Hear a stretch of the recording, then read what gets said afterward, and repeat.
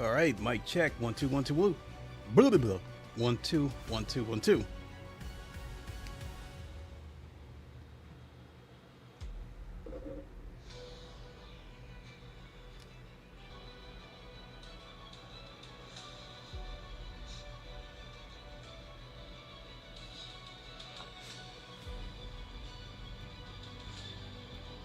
All right, mic check. 1 2 1 2 woo.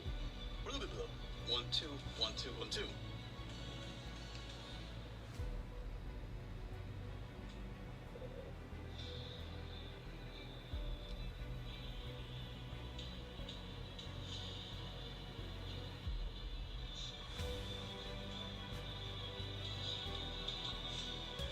Lincoln Clay said, test. All right, mic check. 1 2 1 2 woo.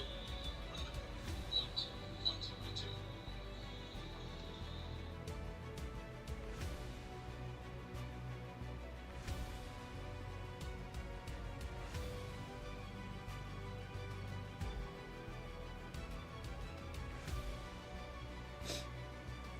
Okay, I think we're good to go. What is good, everybody? It is the Godfather of VR, the ageless one of the man, Lincoln Clay, and we are back for a late Friday evening, Friday night stream of LeMans Craig, Ultimate. the tech guy, Worked said, all day and "Is then this pretty Mass much slept Effect?" as soon as I got out of work.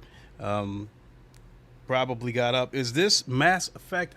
I think it is a racing version of Mass Effect. Welcome to the channel, Craig. How you doing, my guy? So yeah, that doggone OBS is just not saving my settings. So every time I go live, it seems to be a different outcome with the audio.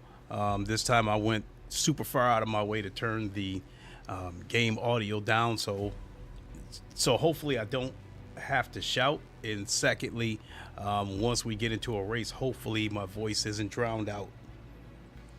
So anyway, it's been a really good week of racing in the GTE class. I've been slowly but surely building on my silver rank. And while we're on the topic of silver rank, getting right to it, the title of this stream, I tagged my friend Darkensaw in this stream because he's first of all, go check him out. He races in VR. Go on over, give him a sub, and tell him Lincoln sent you. He is an iRacing guy who races in VR. He's dabbled in ACC and other sims over the years. I've been friends with Darkensaw for a couple of years, I believe. I think I've been friends with him for about 2-3 years. And again, he's an iRacing guy, and he's been playing a lot of LMU lately. And in his latest video, LMU has become his go-to sim for GT3 racing. And I checked out his last video, and he's closing in on the silver rank. He's hoping to get it tomorrow and get his silver rank. And the reason why I tagged him was to explain to him why I think he would get to the silver rank faster by doing it in the GTE class. It's the same stuff that you guys have heard me say before 1,000 times, that the GTE cars don't have ABS, and I think that is the big difference right there, because a lot of these guys, the GTE class has really blown up this week. I've seen several sessions where there was over 200 registered drivers. And I think a lot of these guys still have ACC on the brain, thinking that they can just, wait until the very last second to slam on the brakes. And then they end up finding out the hard way that the car doesn't have ABS. They slide off the track, and that's pretty much it. And even if they slide off the track and make it back onto the track safely, they likely have a flat spot, which is going to automatically cause you to lose time. So I think GTE is the class where it helps if you're fast, but I think it's more important to be smart than it is to be fast, because there's a lot of guys on this track who are not smart in the GTE class. you know, I think if he tries to get to silver by doing it in the GT3 class, I think he's going to have a harder time because the GT3 class is a jungle. I mean, because I think at the start of the race, you're dealing with two situations. One is you're dealing with all the dive bombers. Number two, you're on medium tires that are ice cold, and with those medium tires, they can take 2-3 laps, you know, to come up to temperature, and then the car starts grabbing. So that means lap one is usually a very, very treacherous lap. So you also got to watch out for the dive bombers, reckless and negligent drivers, as well as be careful with your own driving. And then not only that, you know, I think a lot of the ACC people have come over and they're racing in the GT3 class, and so it's really tough. So that's an interesting one because you've got idiots and aliens in the GT3 class. Whereas in the GTEs, how do I want to say it? Because I guess it's idiots in both classes, but I think the better way to say it is because I'm a more careful driver in the GTE class. Well, I'm careful in both classes, but I think in the GT3 classes, whenever there's a pileup, it's usually huge. Where I think with the GTE class, you don't see near as many giant pileups, but you do see more cars consistently go off the track, in my opinion, because, you know, again, these guys, I think they're braking too hard and flying off the track. So it seems like at least once a lap, I see a car go off the track. So there you have it, my friend. Darkest All, I think the GTE class is the quickest way to go to get to your silver rank, and good luck when you make it to the silver rank. I hope to see a video, and before we get ready to hop on the track, I had a comment this morning from one of the subs, Chris Stapps, and he more or less you know, chimed in on by yesterday's stream about LeMans Ultimate selling 100,000 units, and you know, he gave his thoughts. Think it's a good thing that it sold 100,000. He believes that with more content, the game's only going to grow, and I pretty much agree with that. And I think to add to that, I think when we finally get the driver swaps in May, which, you know, unfortunately it ended up getting delayed, but once we get driver swaps and we get that final DLC for the 2024 season, I think a lot is going to ride on that. But I think there will be a lot. I think the user base is definitely going to explode when we get the driver swap, because I think there's going to be a lot of endurance events, because I really do enjoy watching the endurance events for LeMans Ultimate, and this is definitely going to be more interesting when they get driver swaps, because I love listening to the teams talk within each other, talking about tire pressures, fuel usage, pit strategies. I love hearing all that on the endurance races, and I can't wait to hear that kind of camaraderie and atmosphere in LeMans Ultimate once we get the driver swaps. So we've got about 5 minutes. I kind of really don't feel the need to get in there and get any practice. I've been doing this so many times this week that I'm kind of locked in, you know, just like when the session starts and I get that 2-minute practice, you know, all I don't even need a full lap. I just,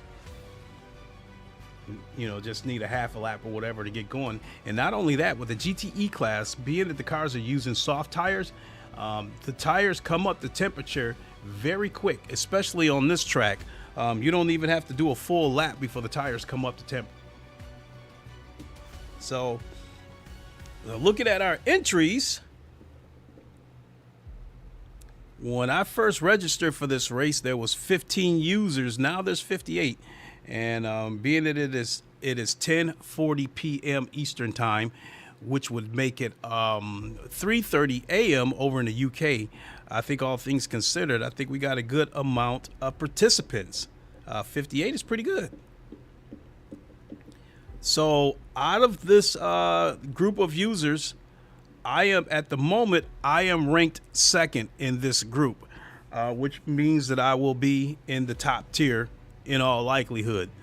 I think I've earned my spot in the top tier, especially in the GTE class, because I've been finishing up. I think this past week, I've been finishing in the middle of the pack. I had a couple of bad races, but I had some good races too. I think in the past 2 weeks,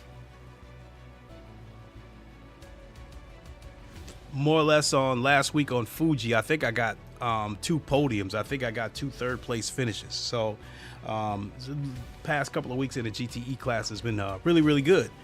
So yeah, looking at this group here, we have our guy Rhett Frederick that I explained I'd had some issues with this guy earlier this week. But to my surprise, yesterday, I think he displayed some driver etiquette, being that he was a lap down. He moved out of the way and didn't try to block me. But then again, if you're getting a blue flag, you have to move. If you don't, you get a penalty. So he did move out of the way.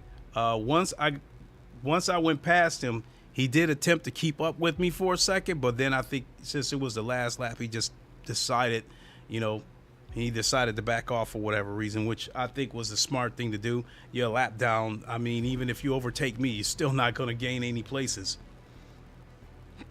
Excuse me. Let's see here. Juan Salazar. I've raced against him a couple of times. I think he's fast.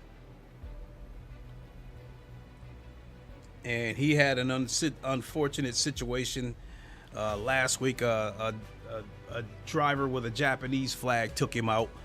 I think it might have been a fake account.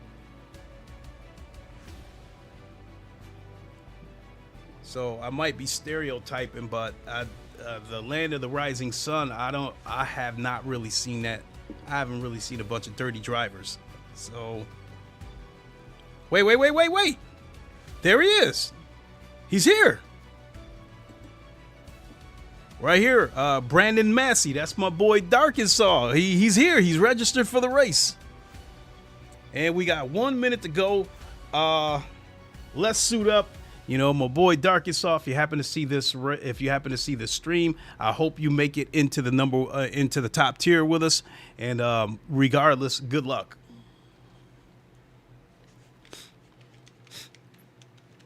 All right, let's suit up. Let's get going.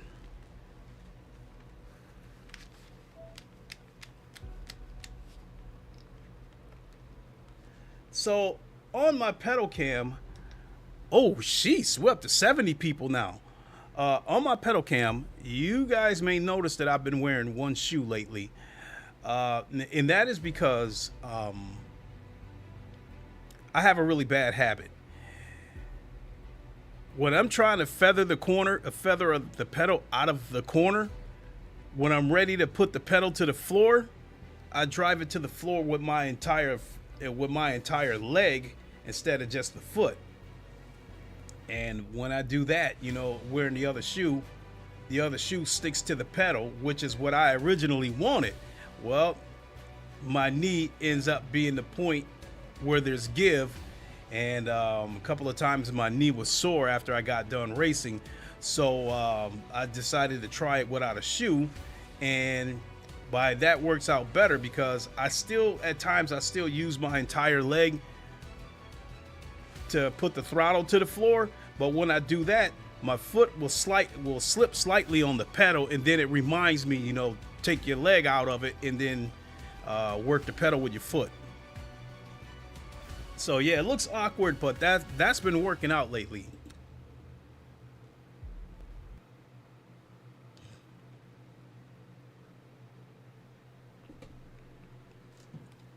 All right, let's get ready.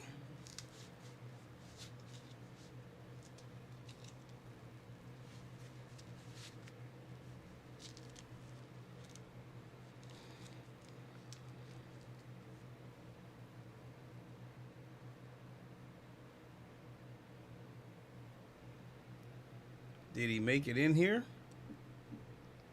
So I knew Juan Salazar and Rhett Frederick would be in here.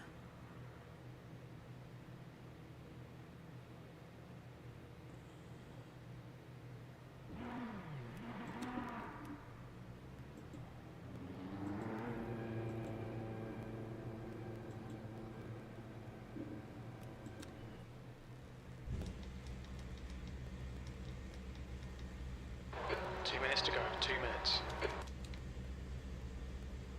Let's go.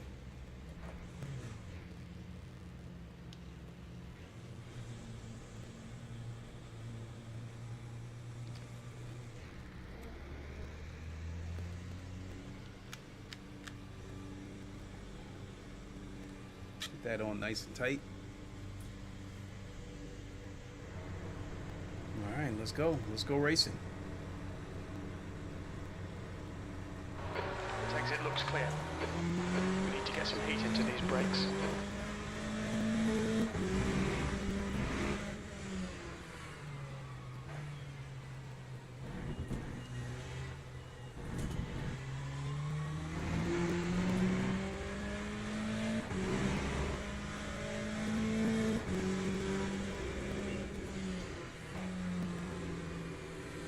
You Janice said, "Hey Lincoln."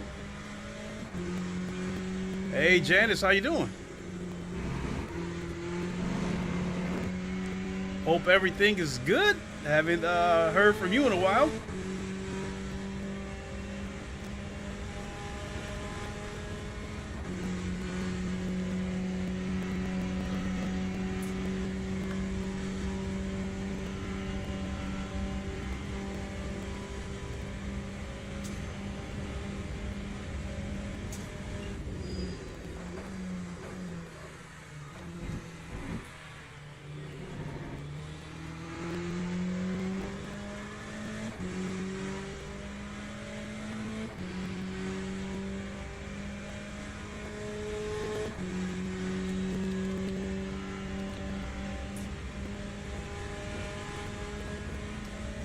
Yeah, with the soft tires That's the end of the session. E9.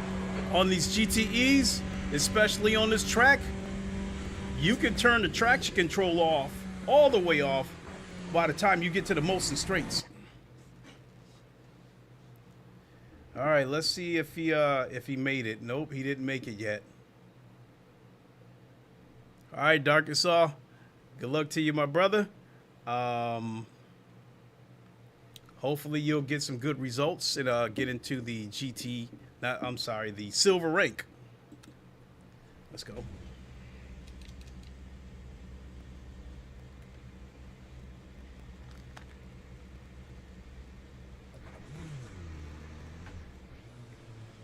So I do believe, you know, I need to hit I need to hit 357 to be guaranteed to qualify in the top half of the field. 358 is shaky. You're all clear. Stay behind the line. Okay, Clay. We've got to 6 minutes to get the job done. Your brakes are cold. Take it easy. I can do 358s in my sleep, but 357s I gotta be dialed in. Said, "Let's qualify in the top 5, brother." That's gonna be tough, but I'll give it my best shot.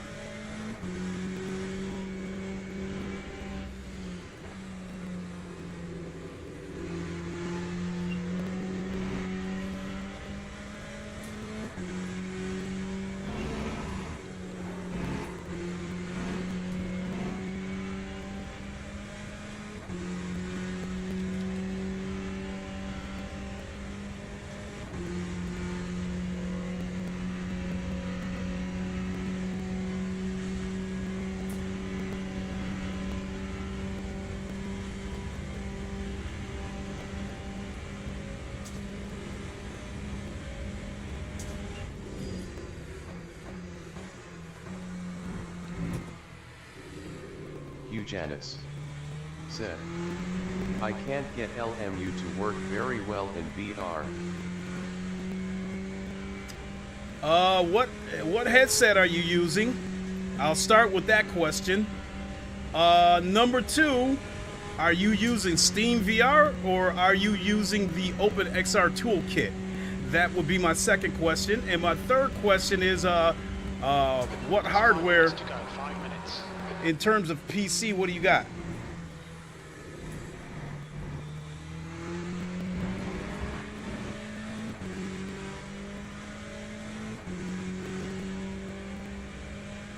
That's barely a scratch, just ignore it.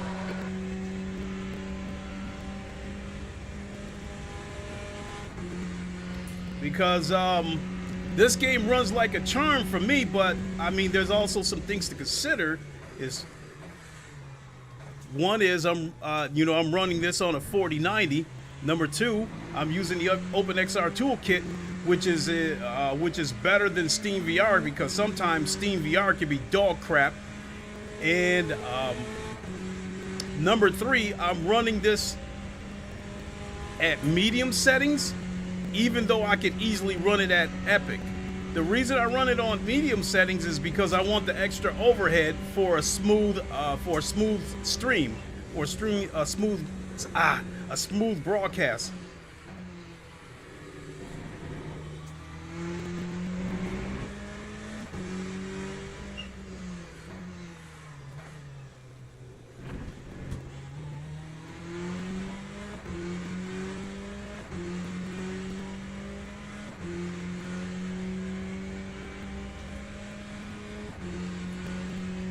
Eugenics said, Quest 3, Steam VR, RTX 3070, Ooh. i7 Intel. Ooh, 3070 is shaky, brother. Because one of my PCs has a 3070 Ti on it. And I'll explain that. I'll explain that situation after I qualify.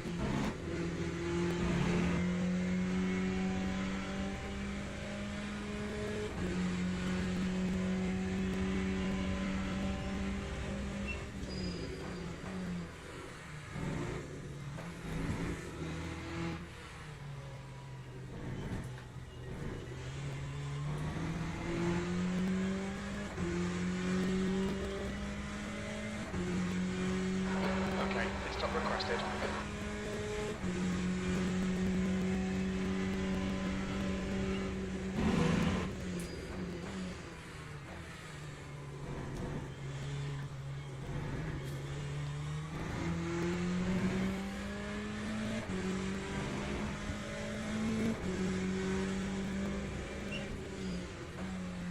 The pit crew is ready.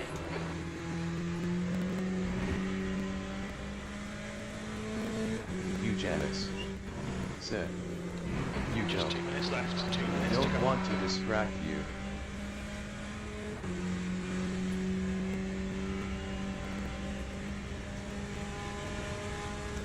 I mean, the short answer of your situation on a 3070, you're gonna have to turn some stuff down. There's no way around it.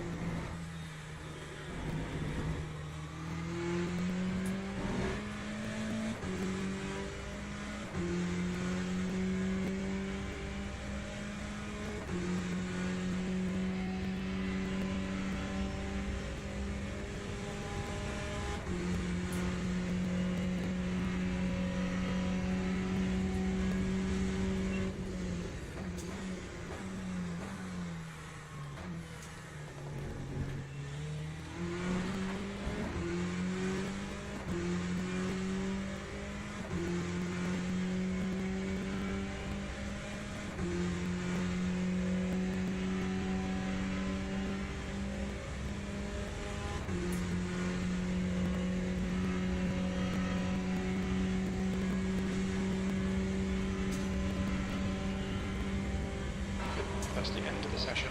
E9.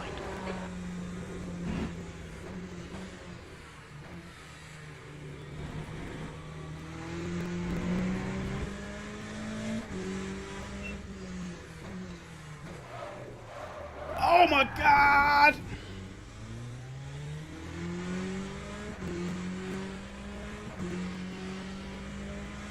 That's gonna be a backbreaker. That's probably gonna put me at about 4 minutes or 4:01 because of that.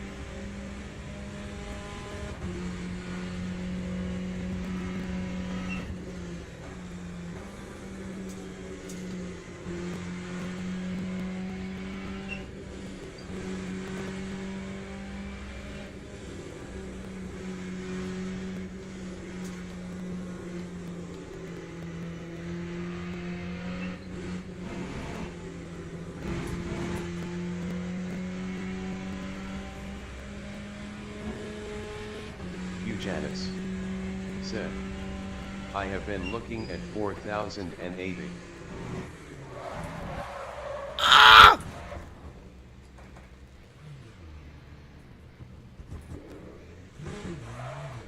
Yeah, 4080 would be definitely a good upgrade.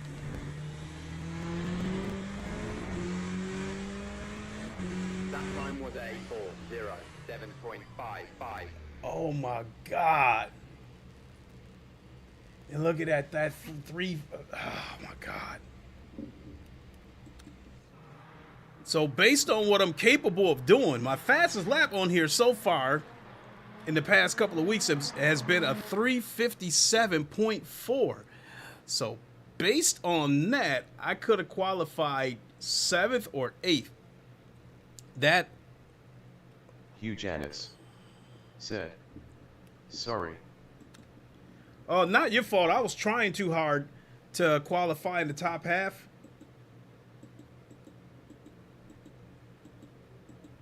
Okay, so to come back and talk about your situation with your PC and stuff like that. First of all, I would run it at 90 hertz. The Quest 3 is capable of going up to 120 hertz, but you're just going to tax the PC even more. And chances are it's not going to run at 120 frames. Not consistently. There's probably going to be a lot of frame drops in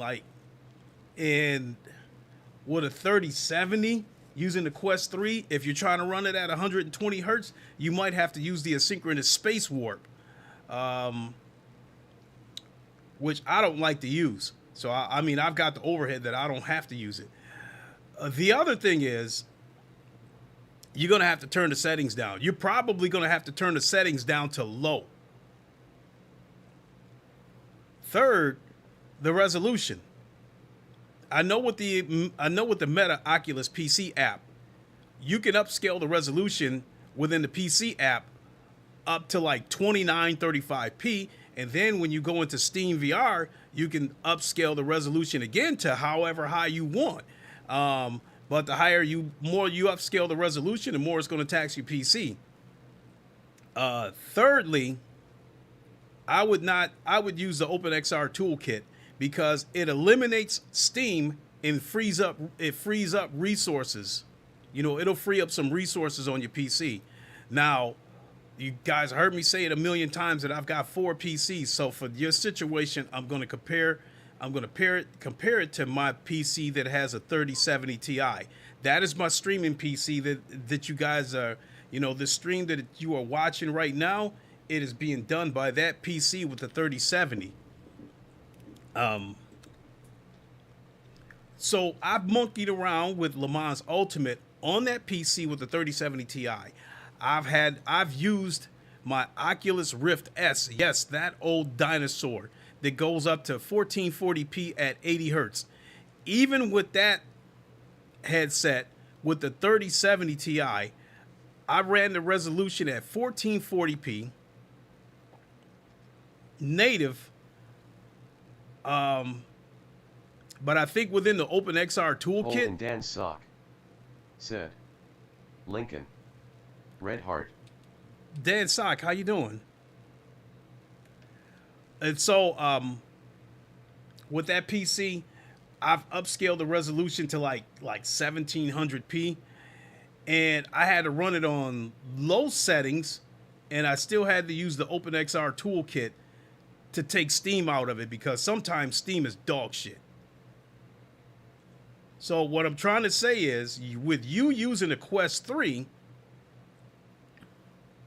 at the most, I wouldn't run the resolution past like 1800p or something like that at the most. The refresh rate, I would go with 90 hertz for the refresh rate.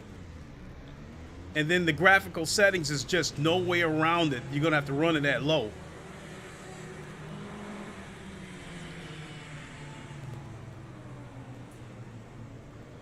What is this guy doing?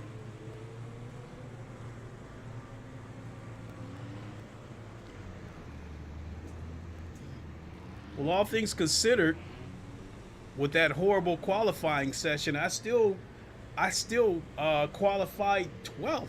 So if I hadn't spun out, I would have at least gotten into the top half. I do believe that I will finish in the top half, assuming I can escape any wrecks. And because I'm in the middle of the pack, at least for lap 1, I cannot force anything. I got to let it play itself out. So I'm just, at least for the first lap, I have to be patient.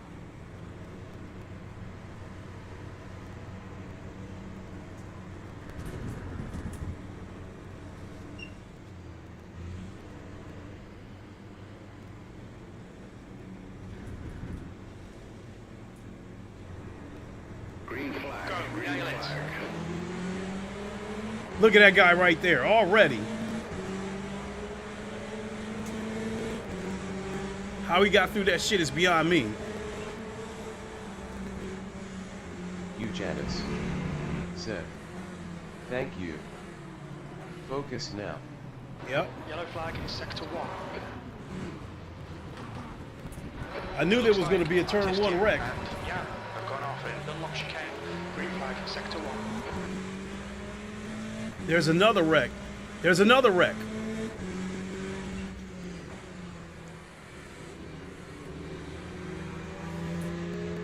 Oh, and this Corvette's got damage, so I can attack him at some point.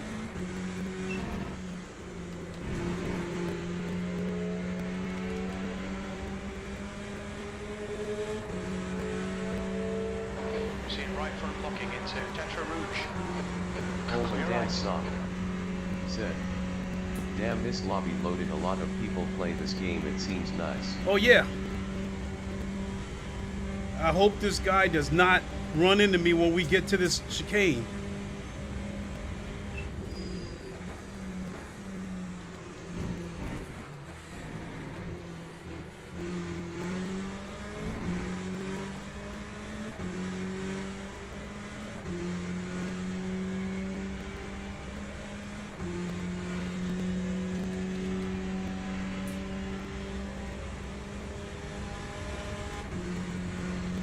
He is actually going to try it.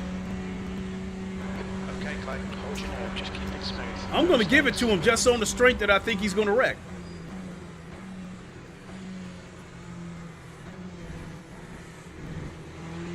I knew he would.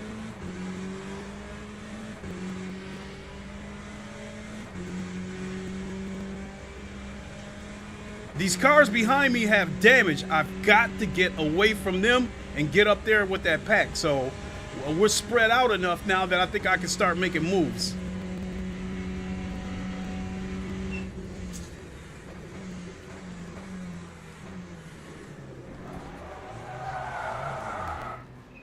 Incident in sector 3. Sector 3 is yellow. Sector 3 is now clear.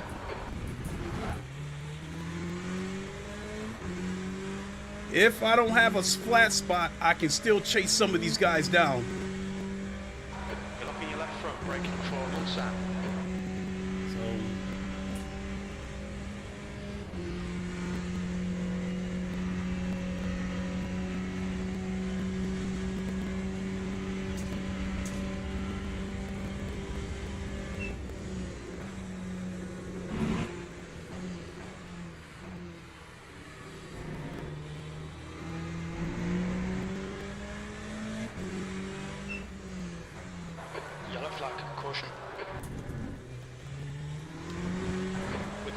Ambassador has gone off in Indianapolis. Green flag sector 3.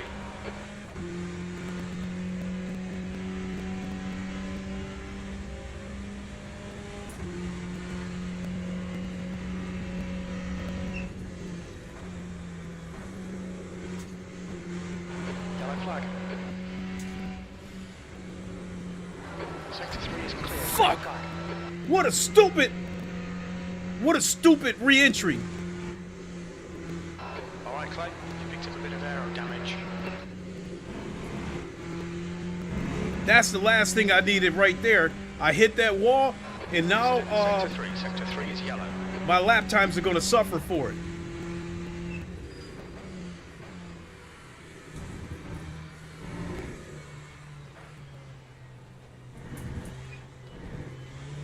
Green flag sector 3. Time 4:21. 14th.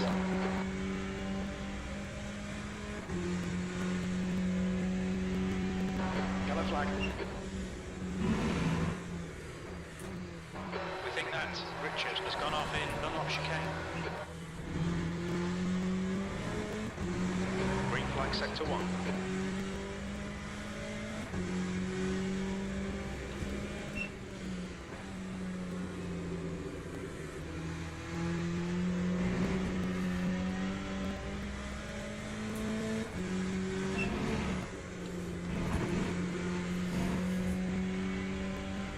Okay, Clay, we've gone out of track limits. Keep them between the lines.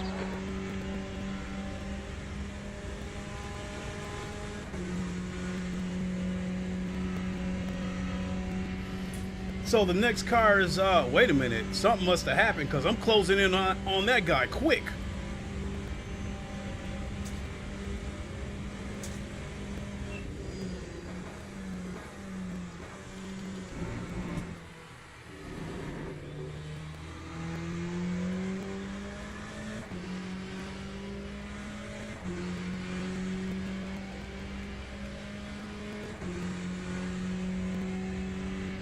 So the next car is about 7 seconds ahead of me.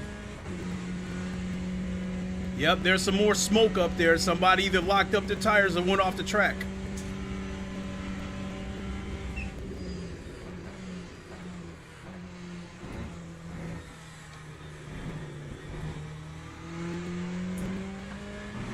The gap to Fleming behind is now 1.3 seconds.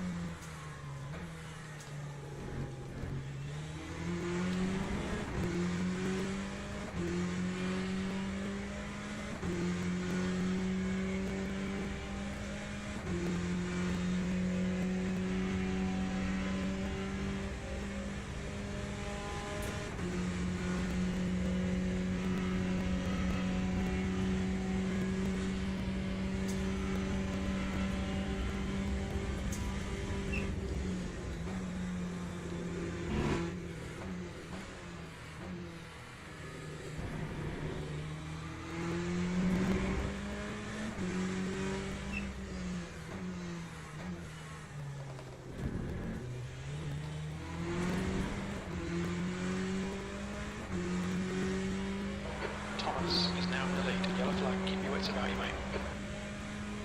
This Corvette behind me, Frederick has gone off in Porsche curves. I think I can lose him in the Porsche curves. Yellow flag.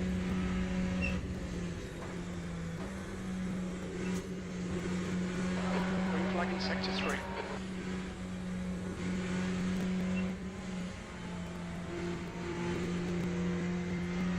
Oh, that's that Frederick guy. Oh my God, we got a problem. This car is damaged. I can tell by the way it's wiggling.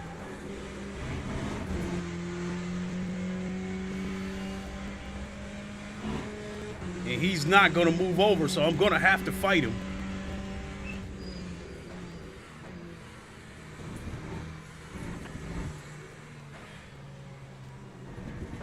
Okay, Clay, the next car is Frederick.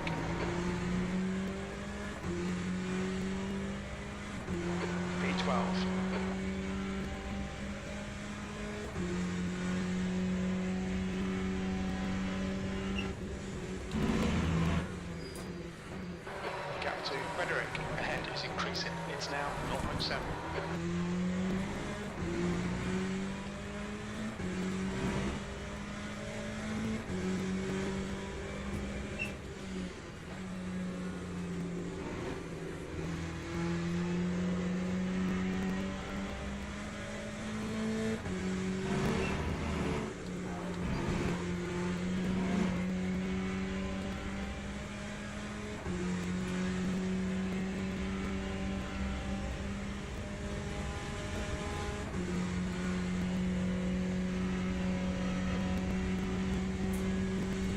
Part of me says I should have tried to overtake him at the portion curves, but I was scared I would have ended up against the wall again.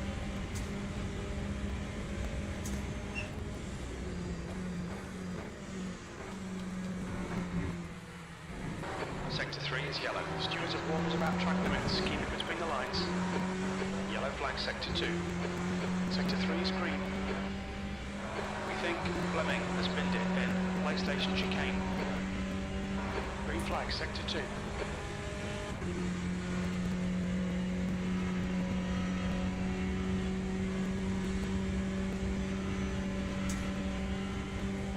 Yellow flag. Okay, Clay, 10 minutes to go. That's 10 minutes left. It looks like Fleming has gone off. Green flag in Sector 2, half distance. Stay calm, keep it smooth.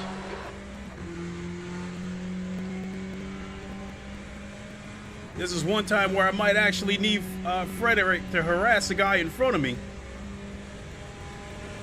Yep, he's gonna try to take him. There could be a wreck here coming up. Incident in Sector 2, yellow flag. Sector 3 is yellow. Looks like P6 has binned it. Green flag in Sector 3. Sector 2 is green. Right, the guy ahead of us is, yeah. I'm fucked. He was able to get back on the track before I could get past him.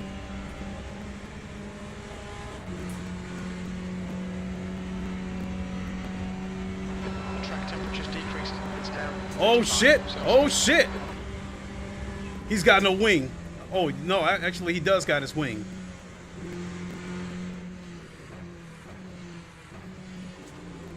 Well, he's gone, so I need... Yellow flag. Sector 3 is clear.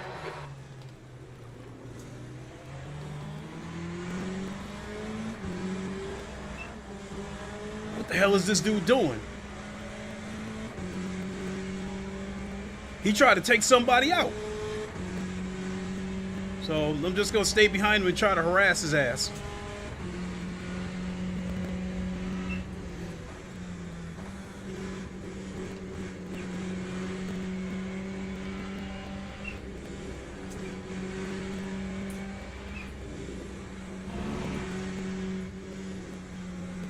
Because he's gonna do something stupid and wipe out.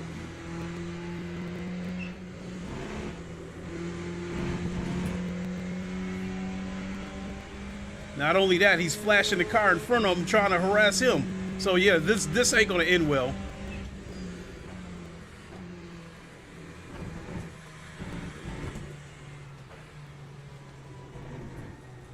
Sector 3 is now yellow. Yep, he just took that guy out. P10. Air temps falling. It's now 26 Celsius.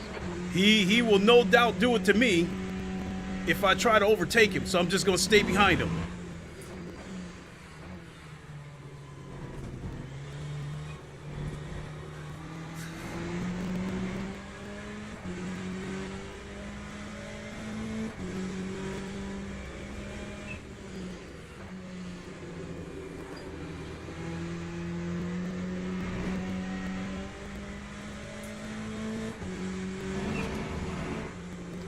Sector 3 is now clear.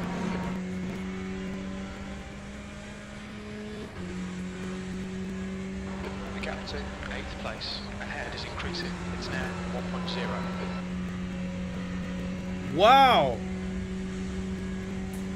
So he's the second one that I've seen do something dirty. And like I didn't think the land of the rising sun moved like that.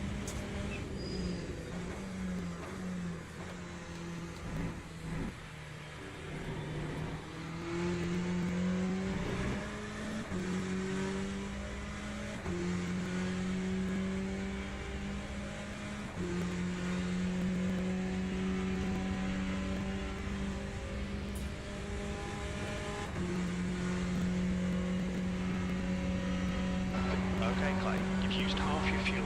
Yellow flag sector 2. We think that Rouge has gone off in PlayStation chicane.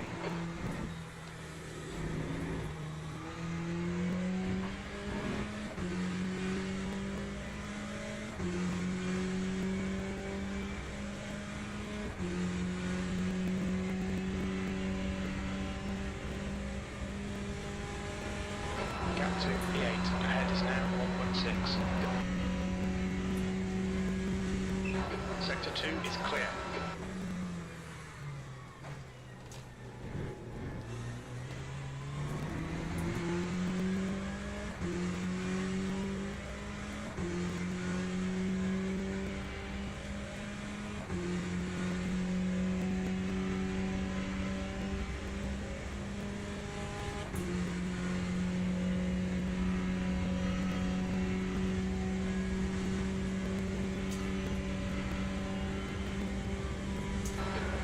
To go, 5 minutes left. Stay on it, keep digging.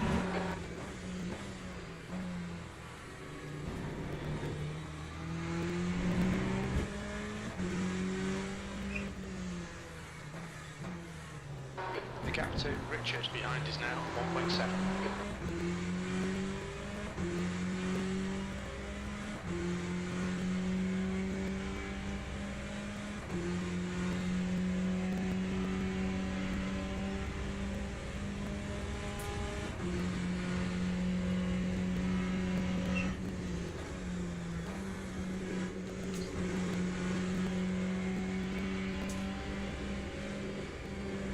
He hit the wall.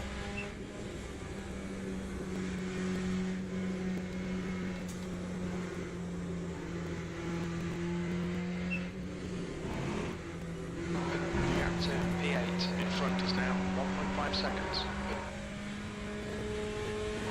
Fastest lap for Rocker, 3:55.9 seconds.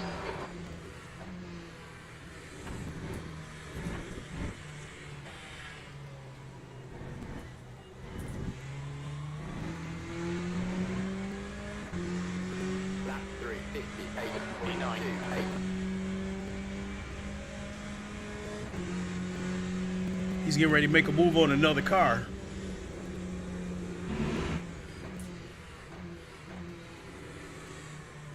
Ah, shit. Pay attention to track limits, please, Clay.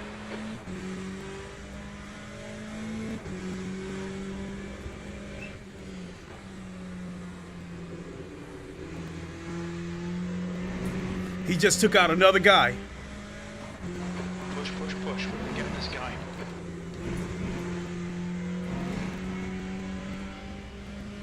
Yeah, the dude is dirty. Honestly, I think he might be... I think he could be an American posing as a Japanese. Because, I mean, he just took out 2 cars. So, if I would have been in front of him, he would have taken me out too. The gap in front is now 2.0 seconds.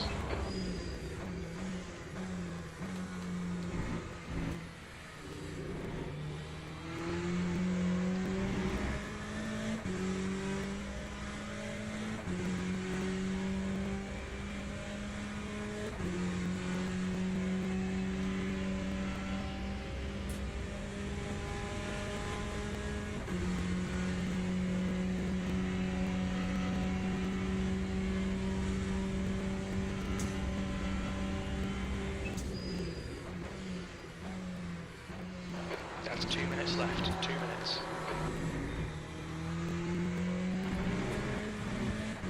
Oh, shit. Okay, I'm at 1.5.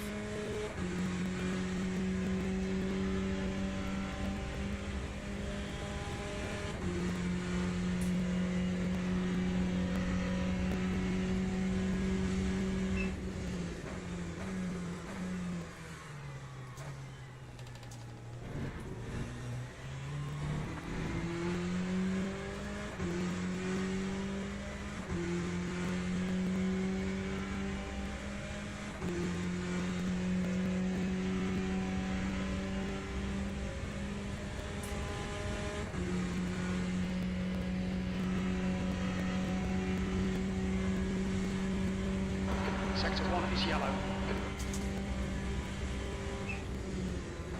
Green flag in Sector 1.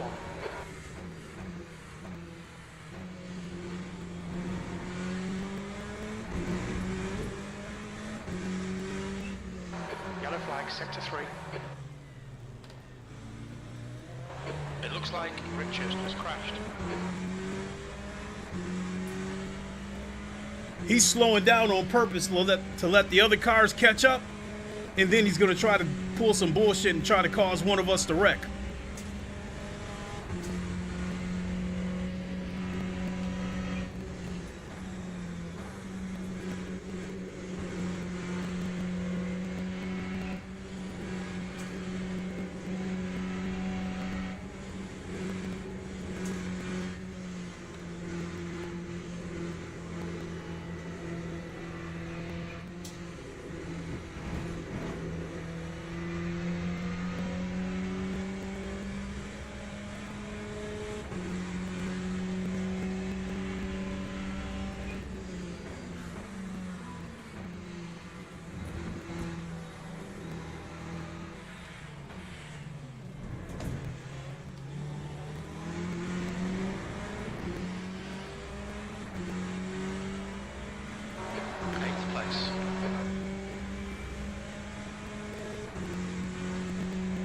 Yeah, he's slowing down on purpose, trying to cause some shit.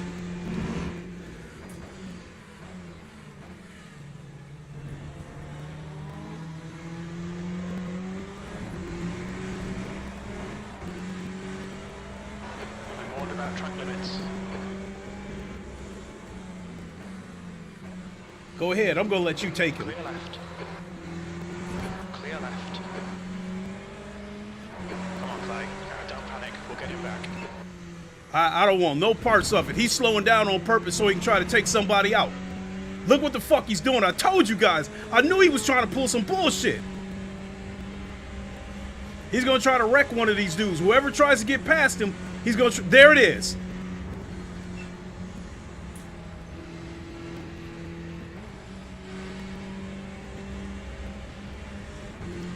Go ahead. I'm content with taking 10th place. I'm not gonna fuck with you.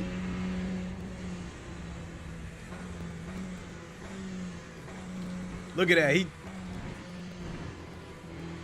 Yeah, dude don't even care no more. Yeah, I don't want no parts of that shit. This is the last lap.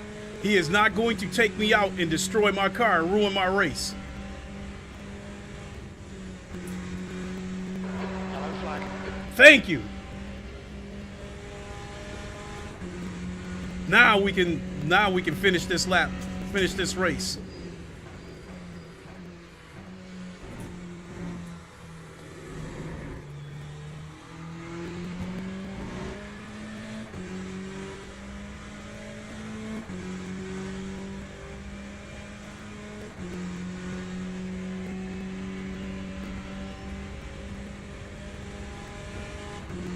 Green flag, Sector 2.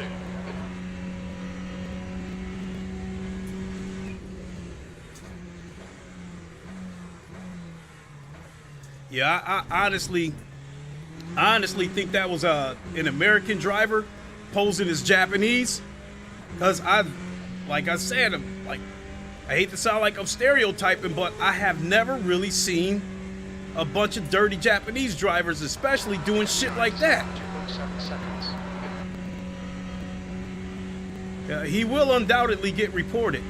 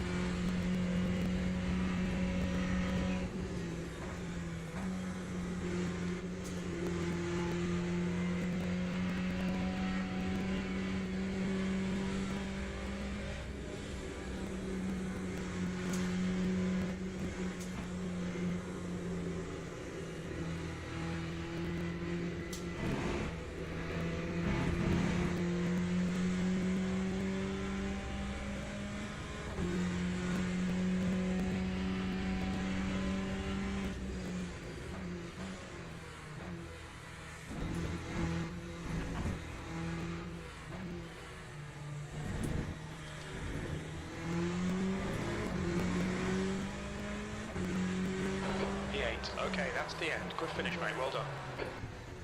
Acknowledged. Pit stop requested.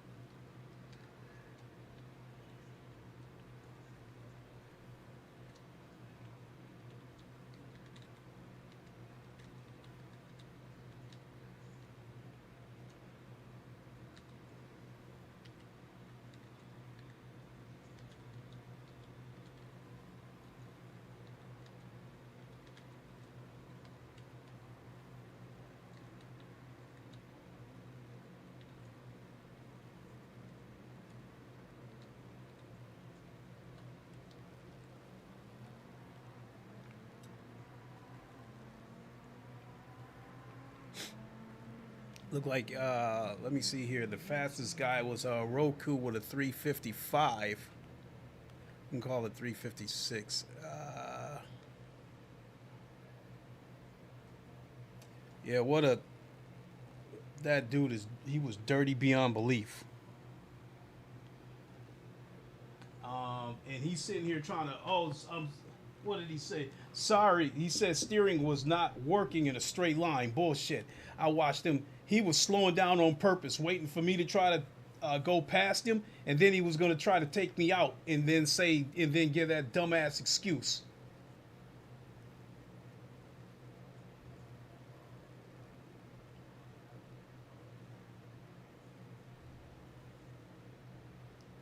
Said, whatever, dude, you took like 5 people out on purpose. I had huge damage. I can't stand dudes like that who race dirty and throw all these dumbass excuses about, I had this problem, I missed my brake point, my steering was busted, all that bullshit.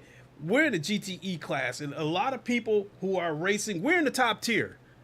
So everybody on here knows how to drive. So they know dirty racing when they see it. These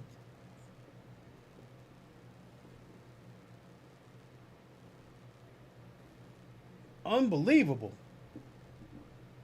My steering and brake is gone. Bullshit. There was a couple of times like the Delta. I was watching the Delta.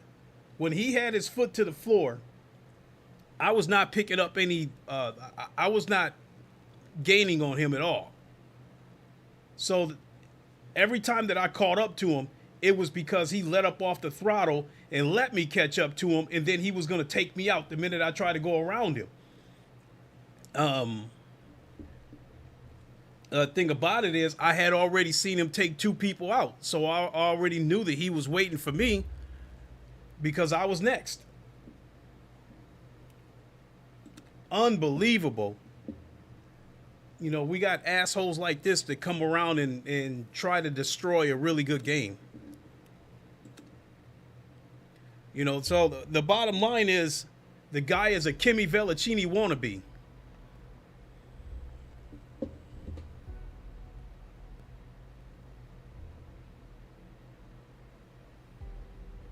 Yeah, I knew I was going to take a hit.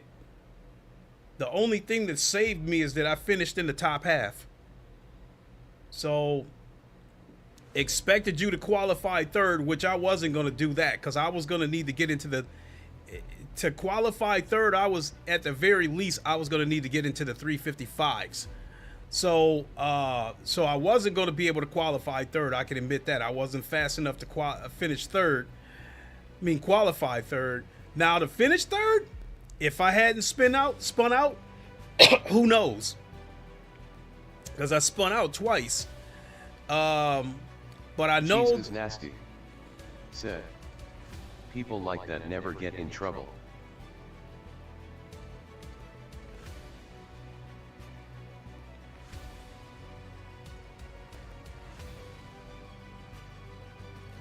You know what?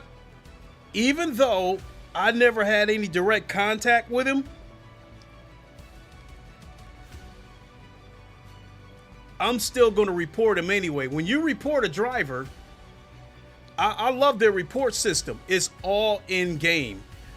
You know, unlike like low fuel motorsports, in order to report someone, naturally you gotta highlight the guy's name, and then you gotta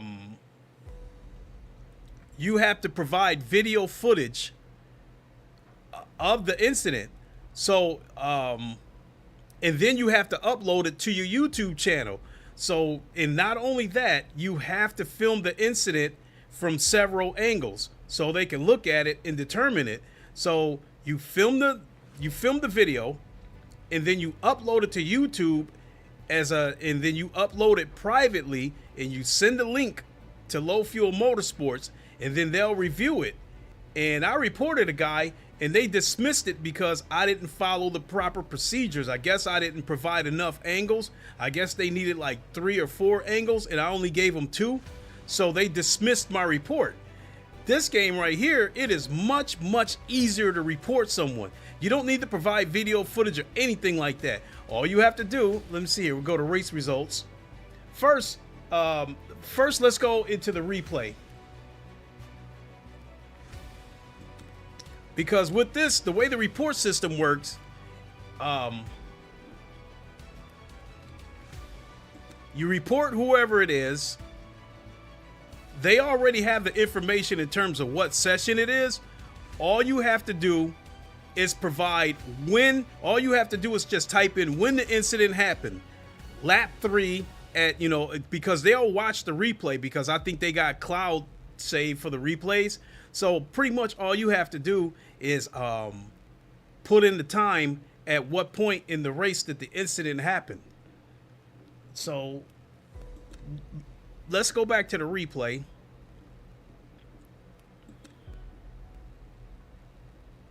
And we are going to put the camera on this Indo guy and see when at what point did he start taking people out.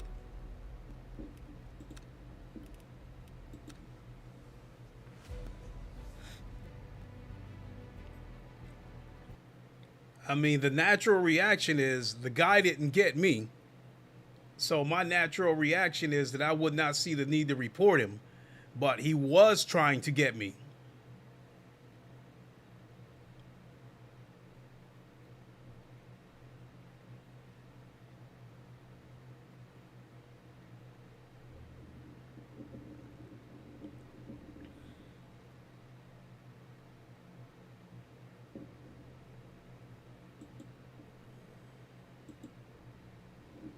All right, let's see who this guy is. His name is Indo.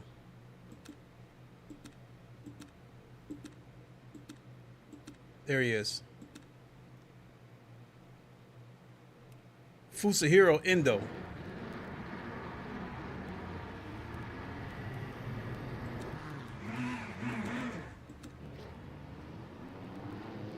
So this is the guy right here.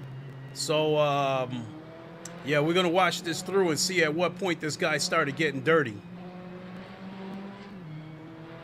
Oh, he qualified 17th, so I don't know if that's because he didn't set a lap or not. So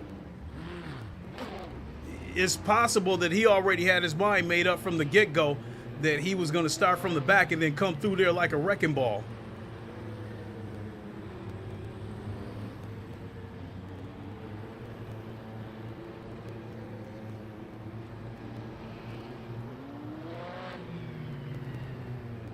So I'm up there about 1, 2, 3. I'm about 3 rows in front of him. The Corvette on the left, and there's a Corvette on the right next to me. So yeah, there I am right there. And it's actually a good thing that I went into the gravel to avoid that spin out, because I think it allowed him to get past me. So I'm beginning to think that he already had his mind made up right from the start. He was going to try to ruin this race. So here I am right here on the outside in the Corvette. Not this Corvette, the one in front of it. No, okay, no, I'm up there.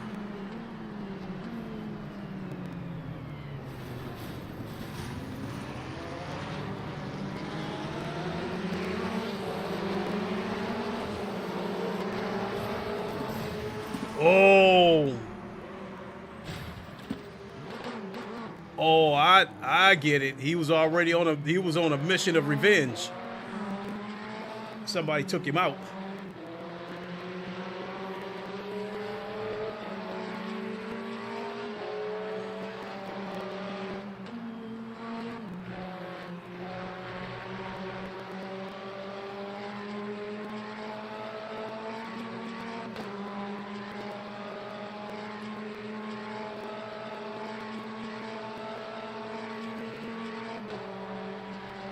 So maybe he was telling the truth about the damage his car took, but he was still racing dirty. That was obvious.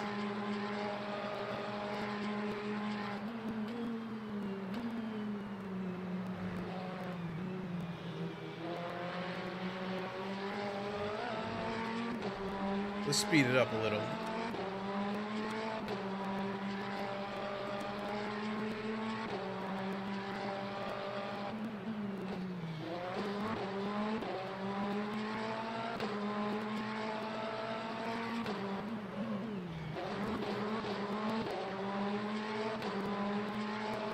I think that was me in the Corvette that spun out.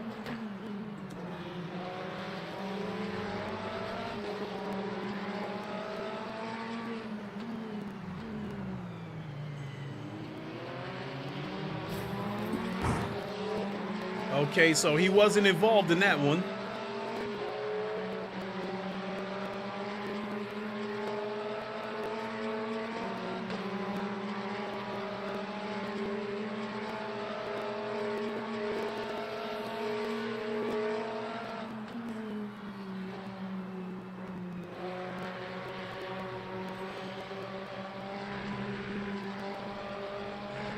All right, let's speed up a little bit.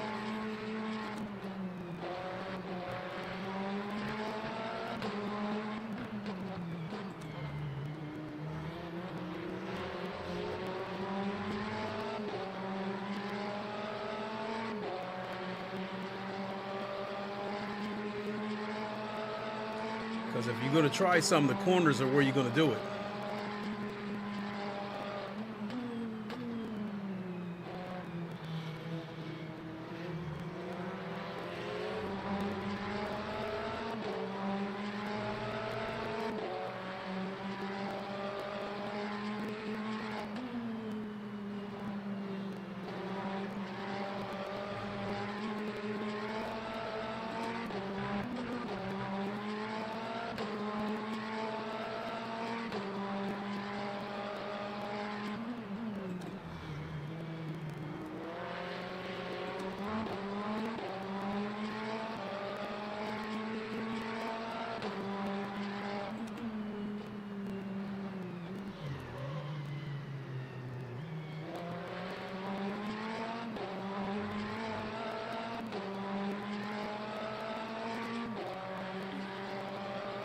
Look at his inputs, because he is having a few problems with his car.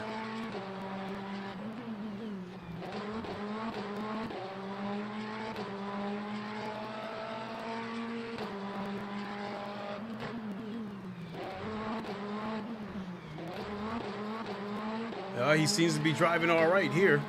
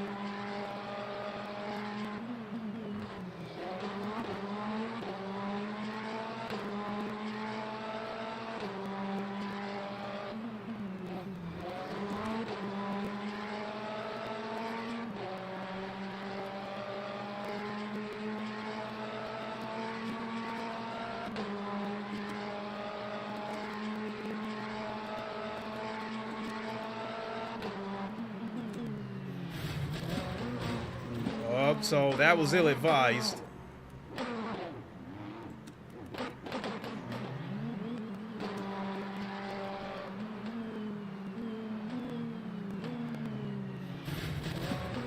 Okay, so yeah, that was ill-advised. I don't think he was trying to take the guy out on that corner, but he still tried to squeeze underneath him.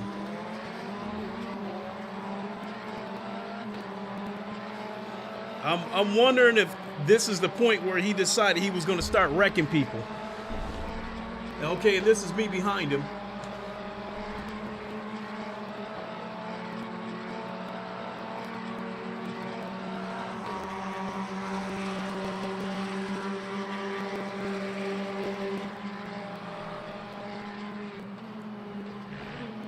Yeah, and I backed off because right there I knew there was going to be a situation right there.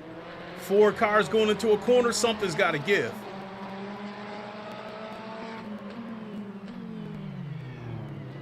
Okay, so he didn't do anything dirty there. He just tried to go underneath. And so this is still me behind him.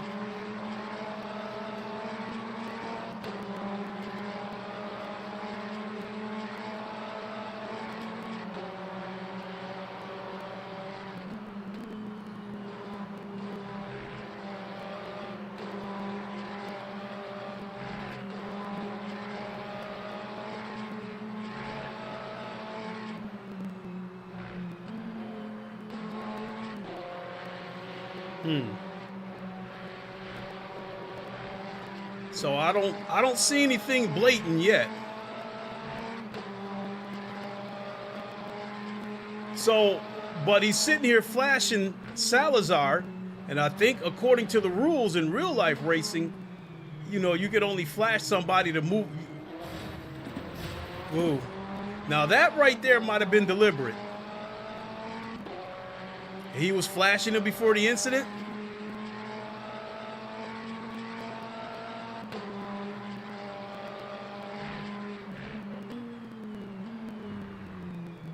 So here I am coming up behind him, and I think it was at this point I already decided that he was dirty and I was not going to try to overtake him.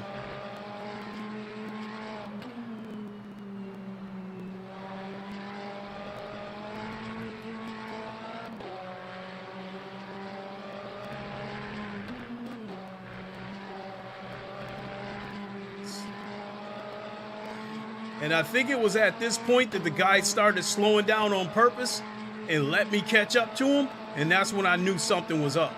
I knew something was fishy at that point.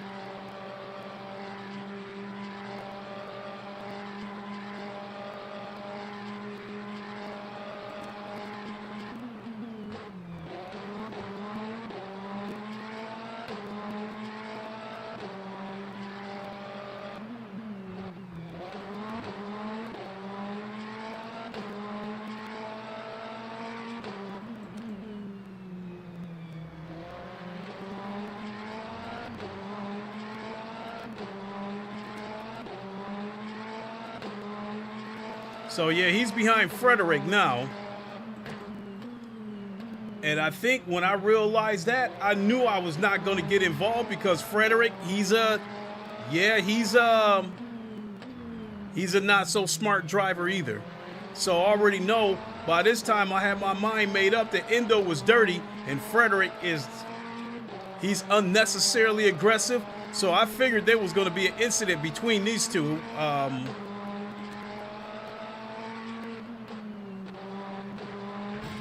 We just hit the wall right there, which I saw that live during the race.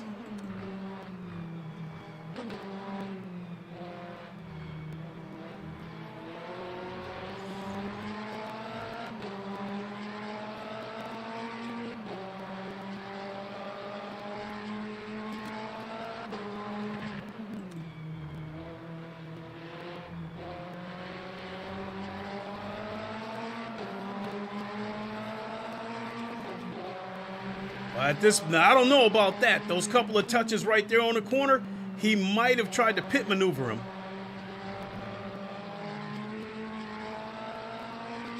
Okay, so right there, Frederick lost it on his own right there. But from where I was sitting at, I thought he took Frederick out. Because I'm a distance behind him. So...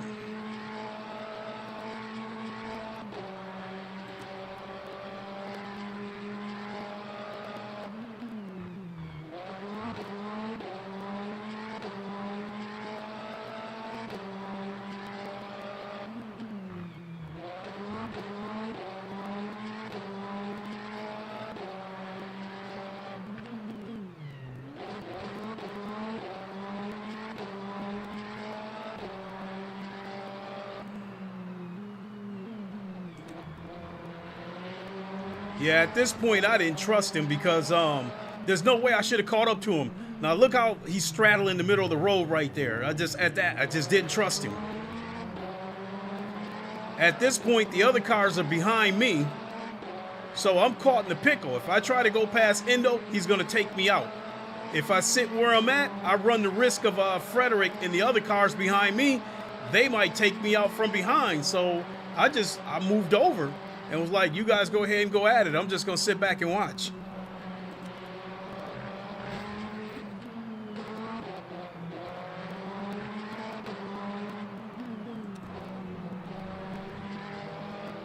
So if you watch up here in the virtual mirror,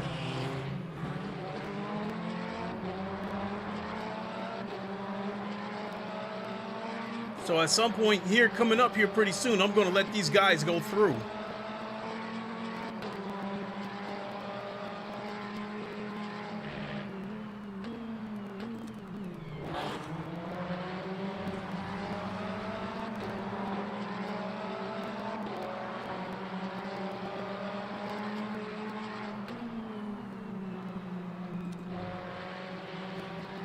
Yep, you see in the virtual mirror right there. At that point, I let those guys go through. And at this point, I felt like he was waiting for somebody so he could take him out.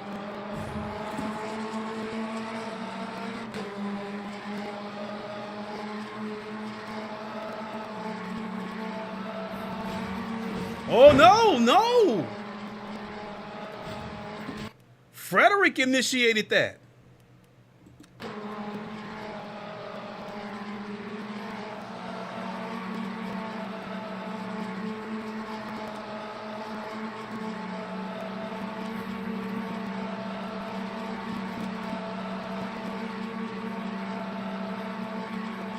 Now, granted, Endo was trying to push him wide, so Frederick was trying to push his way back.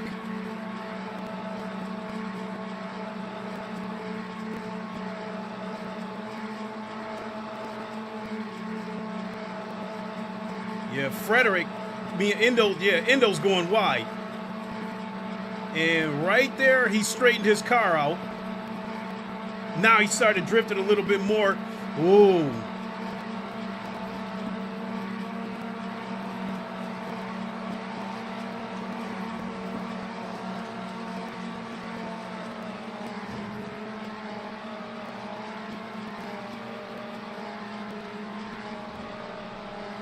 Like I said, I'm just staying back watching all the fireworks.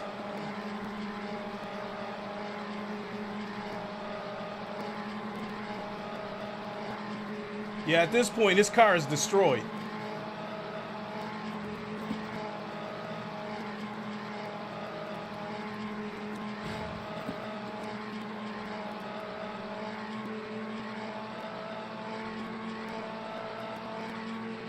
So right here, he's got his mind made up that he's going to pay him back. Watch him cut through the chicane. Right here.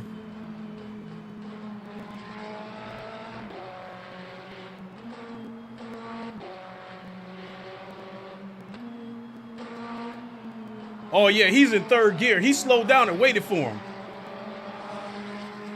Yep, he was after Frederick.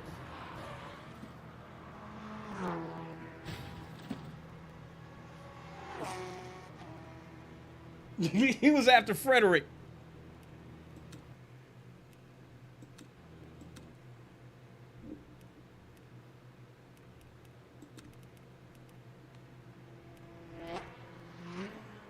Oh, Frederick lost the wheel.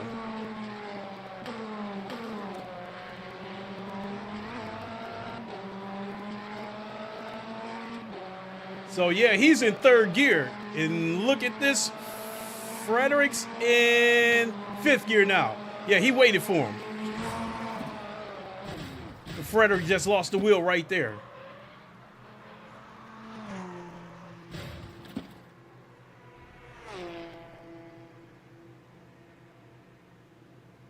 Wow.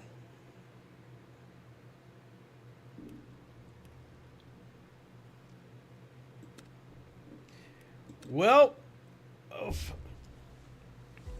I'll sum it up like this. I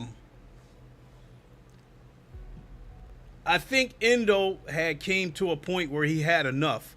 Because like before he started getting dirty, he had already got, pushed around a couple of times.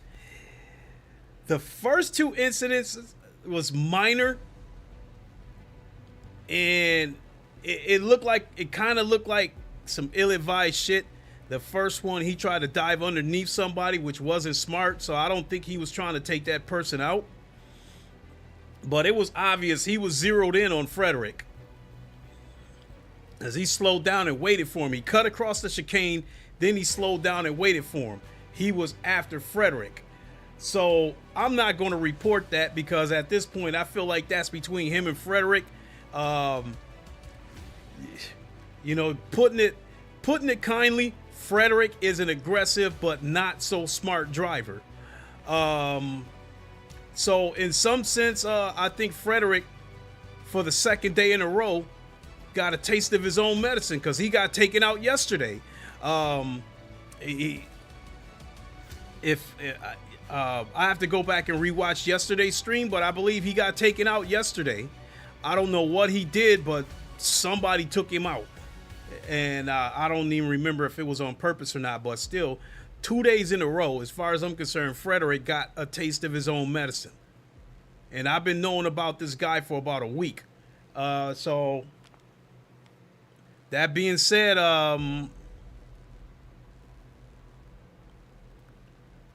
the other Ferrari that happened to be there, I would just chalk that up as, I don't know if to chalk that up as a casualty of war or collateral damage. I don't know. But it was obvious this guy was after Frederick. The first Ferrari got past him, and when Frederick got on the side of him, he clipped him and sent him into the wall. So I'm not going to report this incident because it wasn't a case of him being dirty just to be, he wasn't trying to be Kimi Vellicini. He was after Frederick. That I don't have a problem with because I'm not a fan of Frederick myself. So let's see how long before the next race starts and whether I should go through with it or not.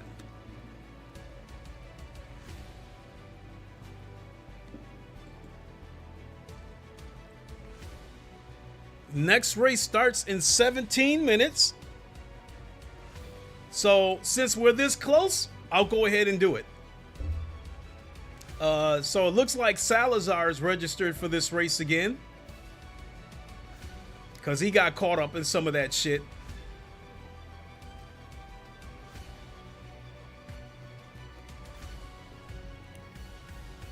And that's it for the moment. What a wacky ass race. So no, I'm not going to report Endo. So from his standpoint, he was on some revenge shit. But I am going to go grab a drink real quick because we got a little over 15 minutes before the next race start. This will be my last race of the night. I'll be right back.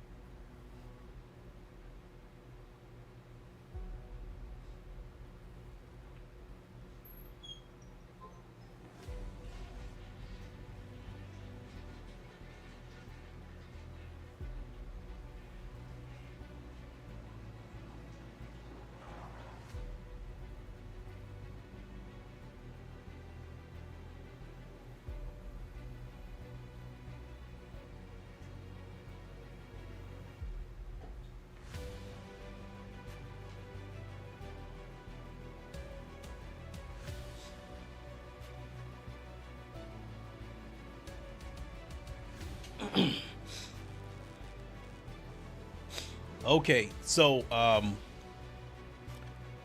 yeah, looking at that situation from my standpoint, because I made it a point to stay back once I started seeing Endo acting funny. By that point, it looked to me like he had already taken a couple of cars out, and the situation with Salazar, I think he lost it. I think Endo might have touched him, but I'm not so sure whether Endo was trying to take him out. In the case of Frederick, he did touch Frederick, and he touched him like 3 times, and I'm not sure. It looked like he was trying to pit maneuver him or not, but I do know that we did see that when Frederick went off the track, he wasn't touched at that point. But I think Frederick had his mind made up that he was going to try to retaliate, because when they were both going down that straight, it looked like Endo initiated it. Jesus, nasty. And then Frederick swung back into him. At that point, they're like that, just fighting. So at that point, the gloves came off. Where's the drink? Oh, I already had it. I was in the kitchen. And it was just a Diet Mountain Dew. I don't drink beer or alcohol or anything like that. I haven't had a drink in I think like 14, 15 years. I just don't have the urge. I don't have anything against anybody that does drink, but when I stopped drinking, it was because I was working out pretty heavy back then. And I think drinking at that point would have only gotten in the way of me working out. So I quit and just never came back. So, I mean, maybe 7 years ago, I had a sip of a non-alcoholic beer. It was just a small sip, and I don't even consider that a drink. So, no alcohol in it, and it was just a sip, so I don't count that as a drink. So that being said, yeah, it's been about 13, 14, 15 years since I had a drink.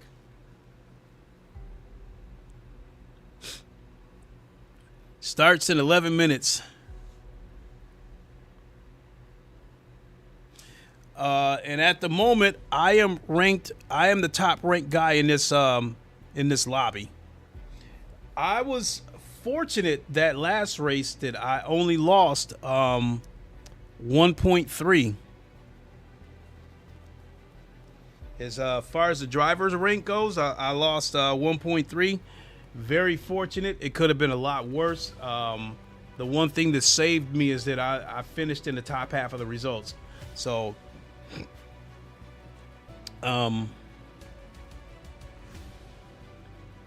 once again, this race coming up, got to qualify in the top half of the results, which is, I think qualifying is harder than the actual race itself, because when you qualify, it's just you out there by yourself. So anything that happens, it is your mistake, and that is totally on you.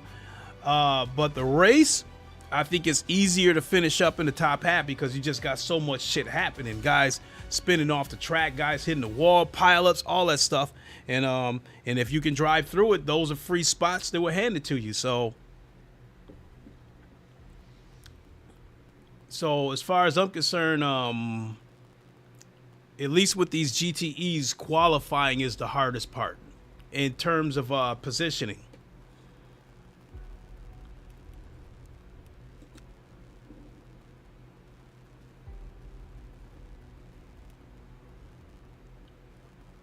So let's look at the event history.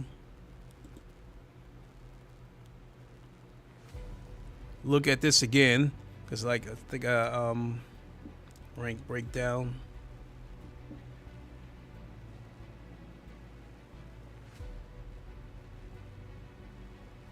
So yeah, 1.3.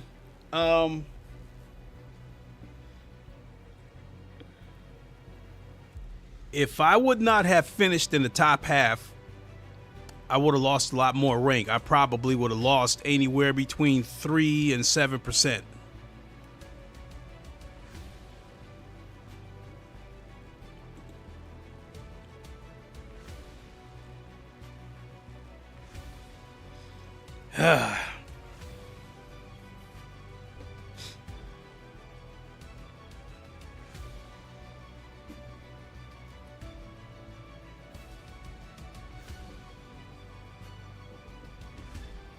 Yeah, but that Salazar, he's faster than me. At least in the GT3 class, I think I've raced against him before in the GT3s.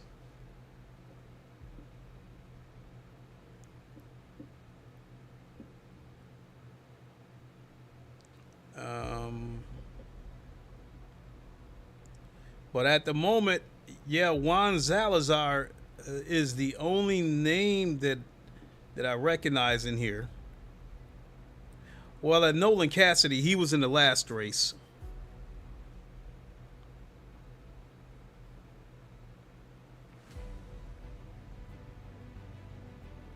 Eight minutes. Well, I don't think I got much to talk about. Not anything interesting. Anything that's coming out of my mouth now is just fluff trying to kill time until the next race. So, only intended to do one race, but the time spent explaining that situation with Endo, they get past enough time to, hey, here we are going into another race.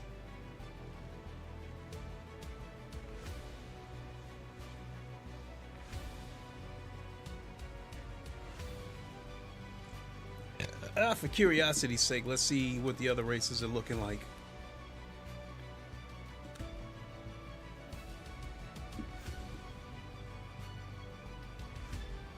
one. Oh my God.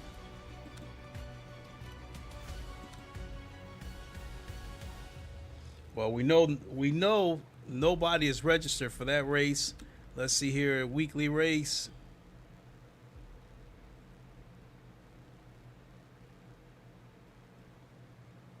I don't know if I want to get involved in this weekly race. These hypercars are something else. Is there a special event? Nope, no special events.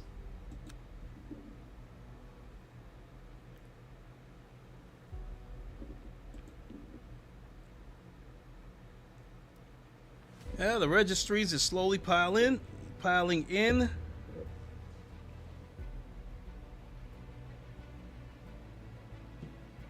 Oh, my phone's down to 9%. I'll be right back. I gotta go get the other phone.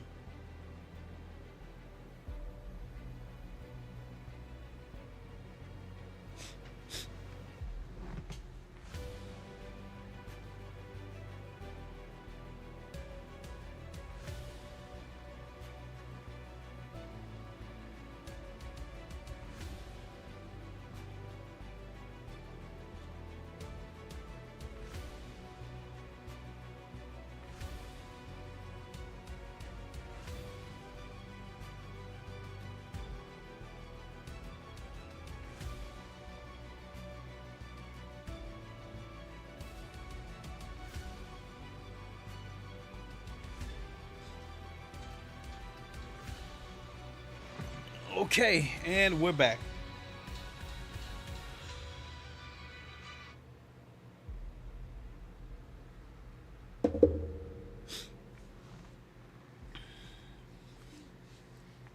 Jeez, 5 long minutes.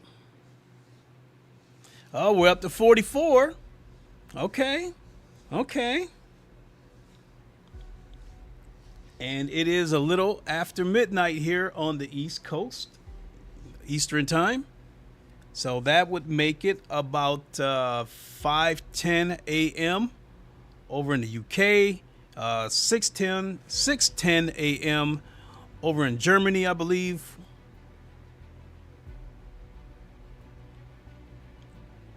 And I don't know, it might be 12 noon in Australia.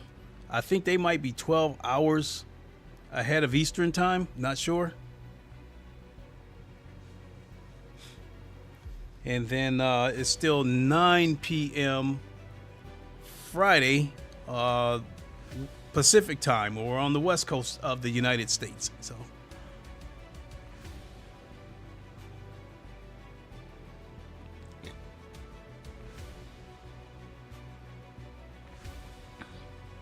yeah, that last race, I don't know what it was, but my timing just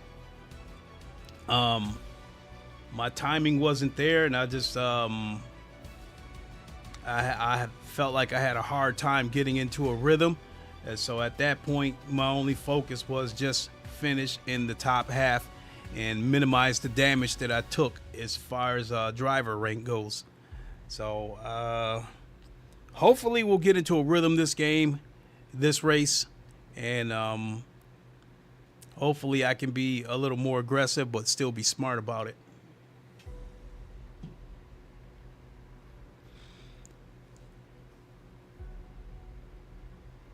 Ooh, excuse me, sorry about that. I know that's never a good look.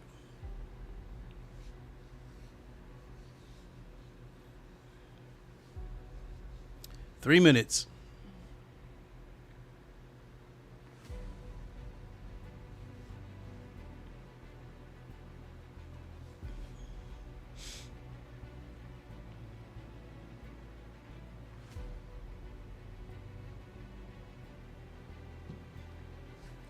So after this stream, I'm going to stretch out and go back and re-watch this stream, so I could see what Endo was doing again from my point of view, given how far back I was, and see if it still looked like he was being dirty from the distance, or or would it be a situation where, okay, it maybe it wasn't dirty, but it looked dirty from where I was at. So we'll see. 2 minutes. Get ready to suit up here shortly.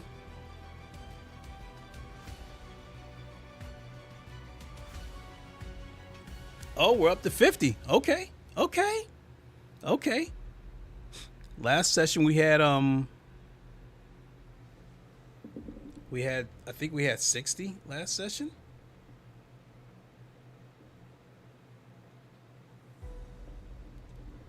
So let me see here. Do I recognize any of these new names that just popped up in here?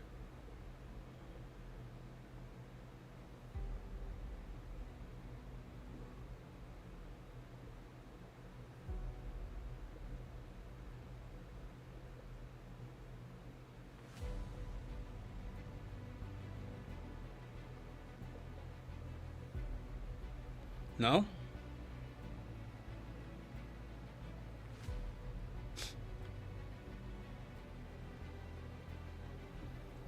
Nope. Other than Nolan Cassidy, who was in the last race, and that's the only reason why that name looks familiar. But Juan Salazar, yeah, I've seen his name around for about the last 3 weeks.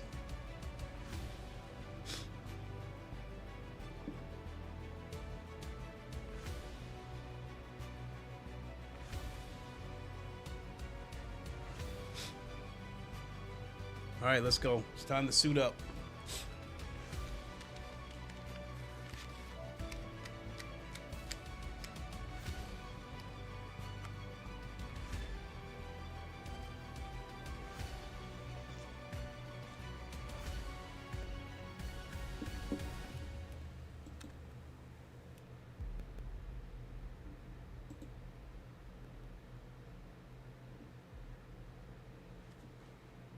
I got a black screen.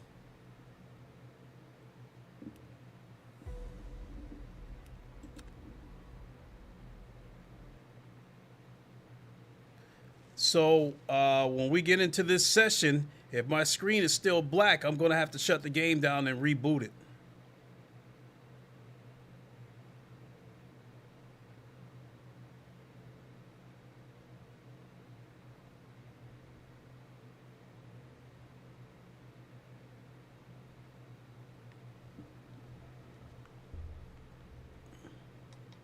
There we go. Cool. I don't have to shut it down. Jesus Nasty said, I wish Forza was in VR. I wish it was too. Because people ain't going to like hearing it. But I actually think Forza is a little bit better game than GT7. Now, the last Forza Motorsports, I absolutely despise that game because of the dirty racing that went on in that game. But this current Forza Motorsports, I haven't raced it enough to determine how dirty they are over there. But GT7, they are absolutely dirty. At this moment right now, I think GT7 has the dirtiest drivers. And I can tell you right now that if, well, I haven't really touched GT7 anyway. I mean, from a competitive standpoint, I'm pretty much done with GT7. I'll still pop in there every now and then as a casual experience. But as far as Forza goes, if Forza had VR, I would definitely play it more than GT7. I think they have more up-to-date cars, and they definitely have more events. They have a lot of events on Forza.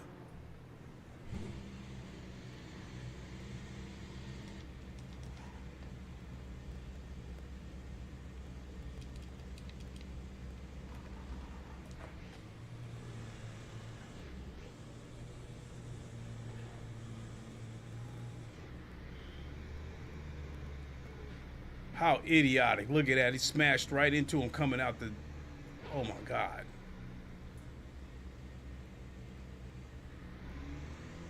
What an idiot. Can't even come out of the garage without hitting somebody.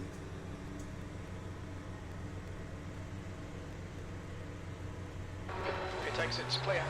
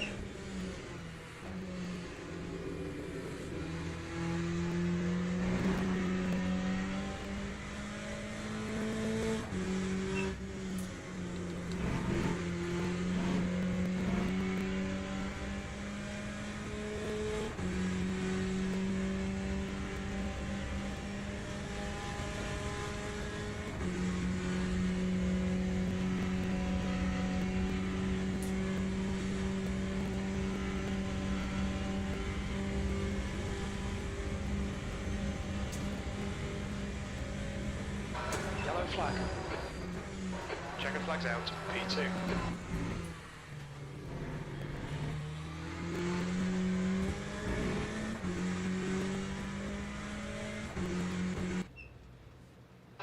That's the end of the session. P2. At this point, it looks like the chicanes, and I think they are called the Michelin chicanes on the Molson Straights, that is going to determine my performance.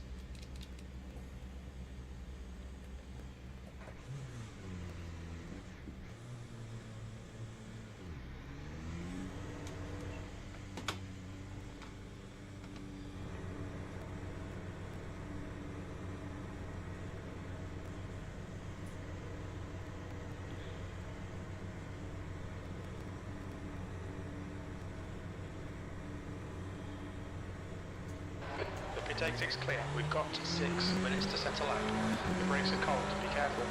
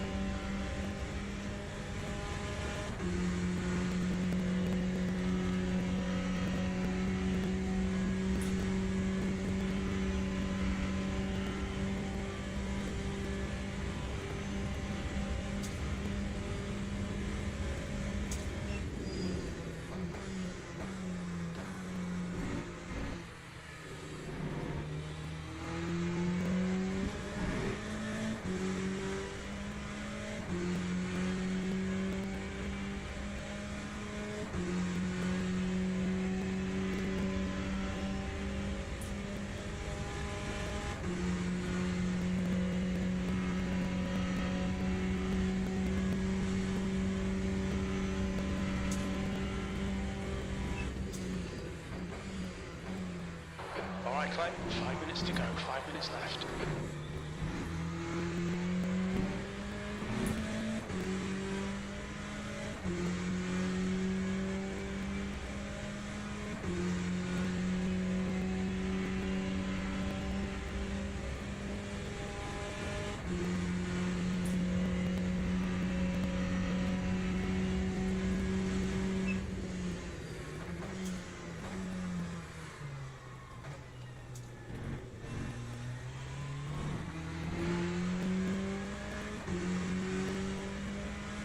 That's actually one of the trickier corners right there. Scratch, mate. Just ignore it. Now, I don't know why they always tell me that I took on some damage going around that corner. I don't understand that.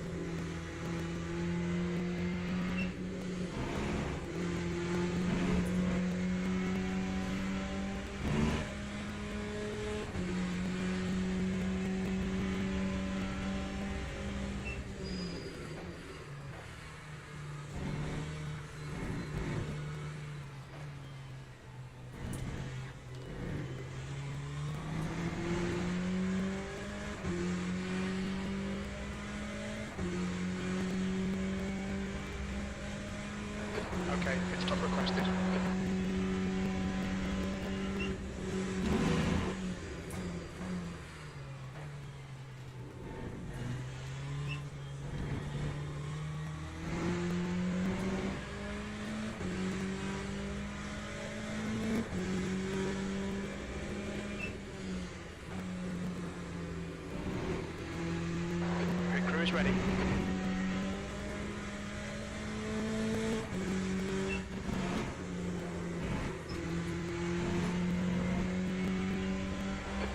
To go, 2 minutes.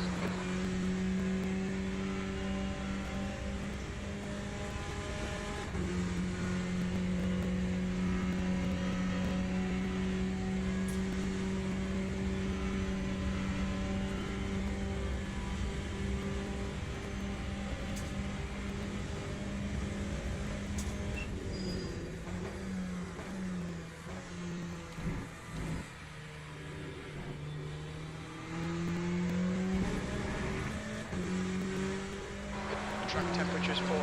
It's now 35 Celsius.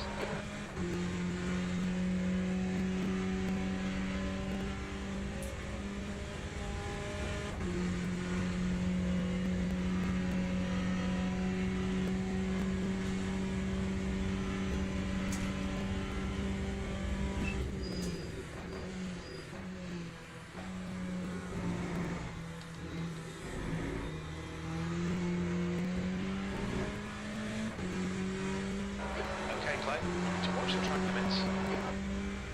If they would have invalidated that lap, that would have been a backbreaker.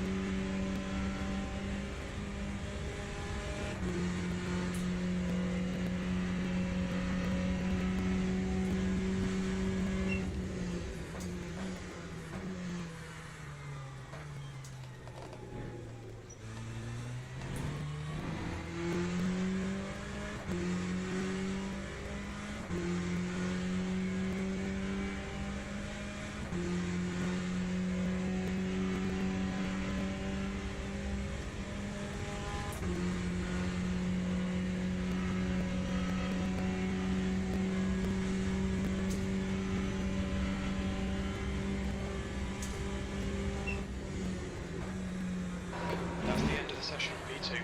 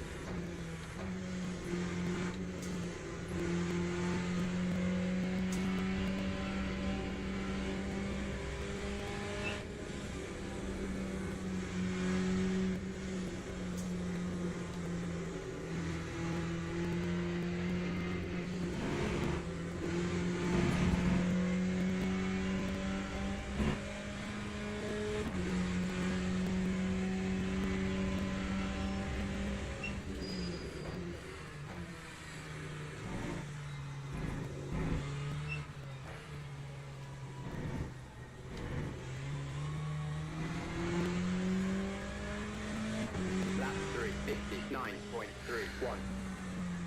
Not what I had hoped for. I was hoping to get into the 358s. I'm not sure that's going to hold up.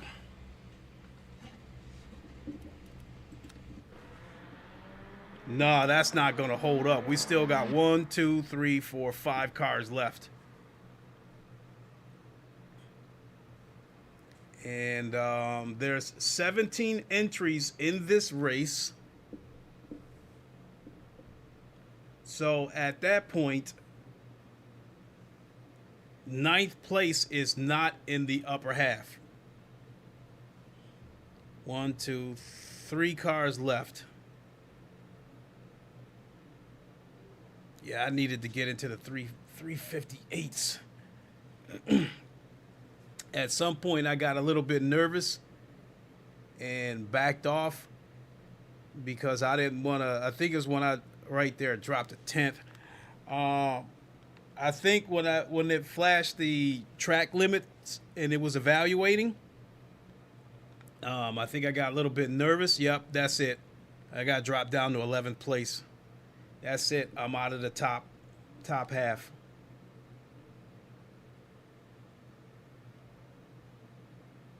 But I am of the utmost confidence that that I will finish in the top half, assuming I stay clean.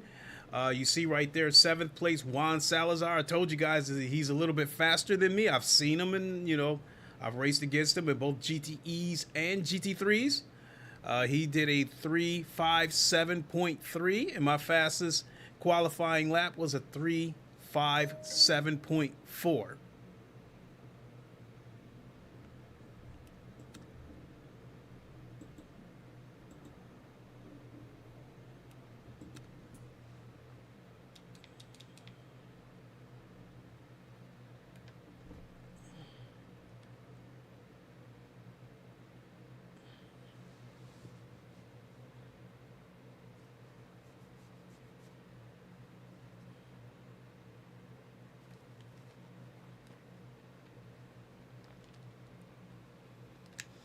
Sorry about all the moving around with the headset, just trying to get comfortable before this race starts, because I don't want to go messing around with it once we get going.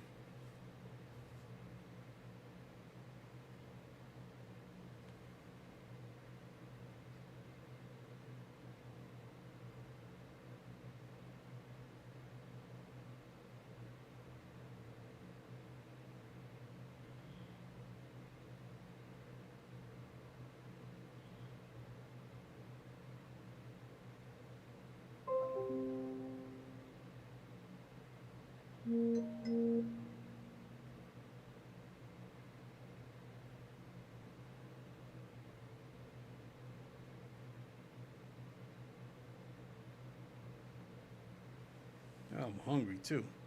Eat some of this pizza that I bought earlier. Formation lap has started. Oh, look at that. I hate it when people sleep at the wheel and don't move.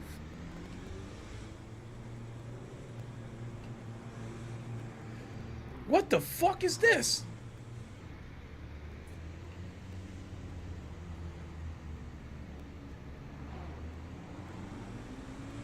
Come on, Salazar, you got to get up there. Come on, dude.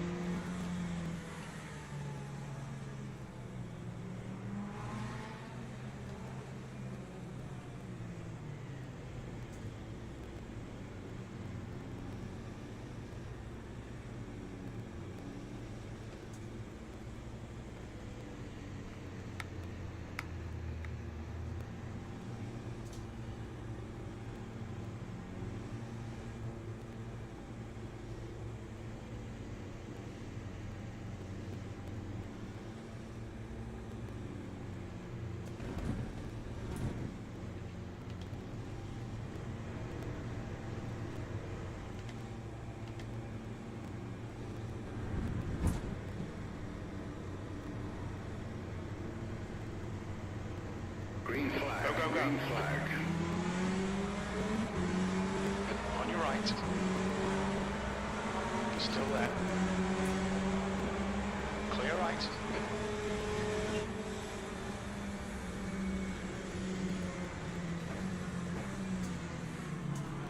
Clear right. Clear right.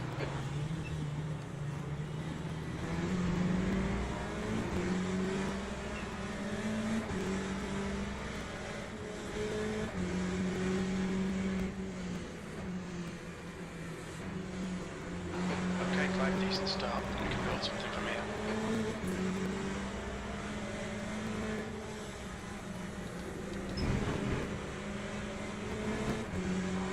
It's just a scratch. Ignore it.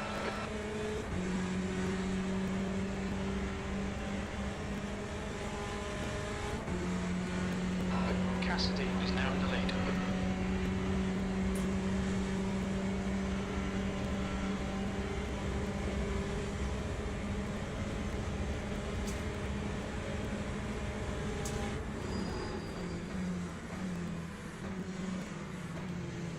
What an idiot dive bombing in there like that. Yellow flag sector. Oh, here we go. Here we go. We can see Herd has gone off in PlayStation chicane. Green flag in sector 2.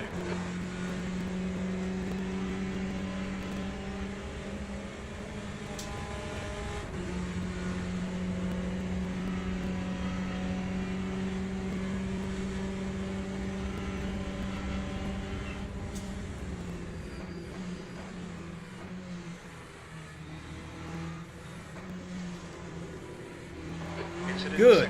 Sector 2 is yellow. Already That's Salets and Sam. already saw that that was going to be a problem. When he cut across that chicane, I already knew it was going to be a problem.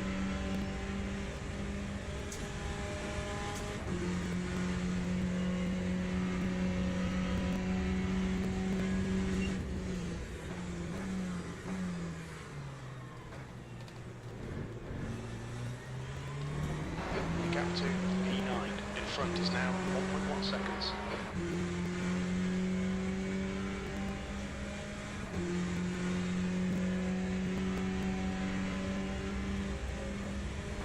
The gap behind is now 1.0.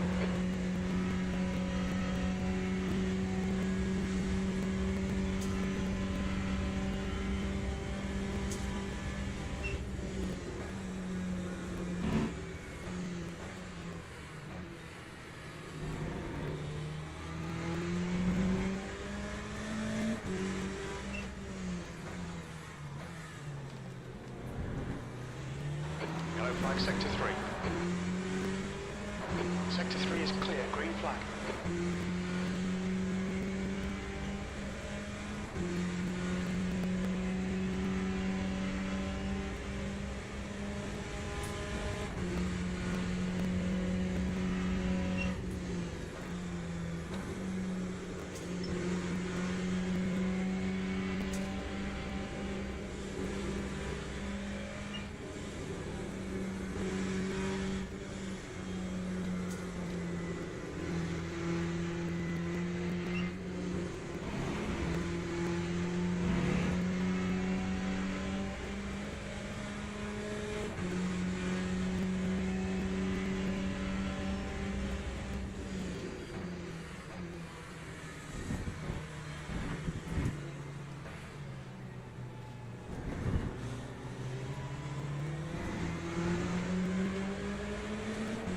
Lap 4, 9.20.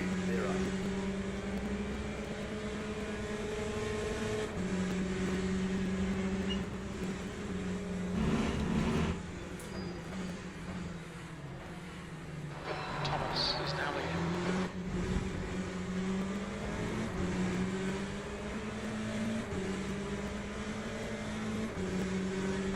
Okay, Clay, the next car is Rooch.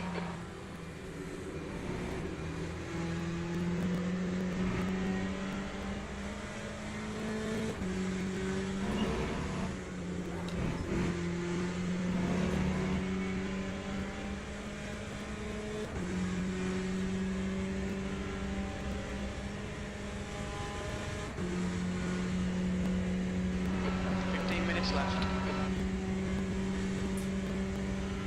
Come on, we need to be in front of this guy.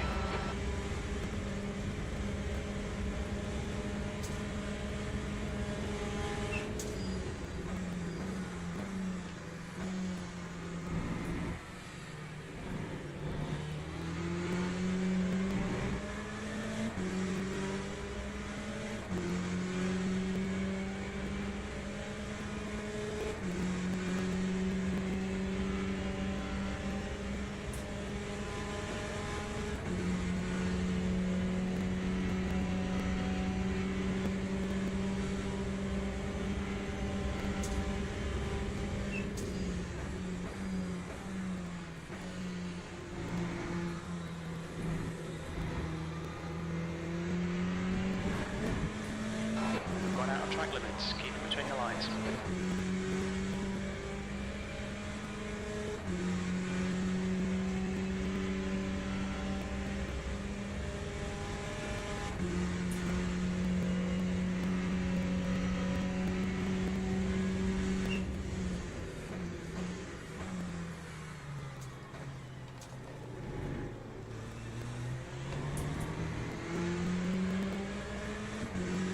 Yellow flag.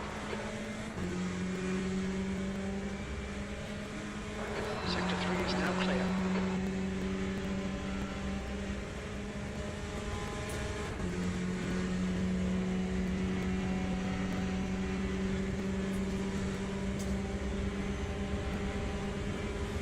Alright Clay, keep Rysen under pressure, he'll make a mistake.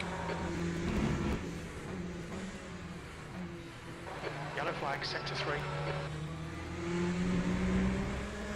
We think Richard has gone off.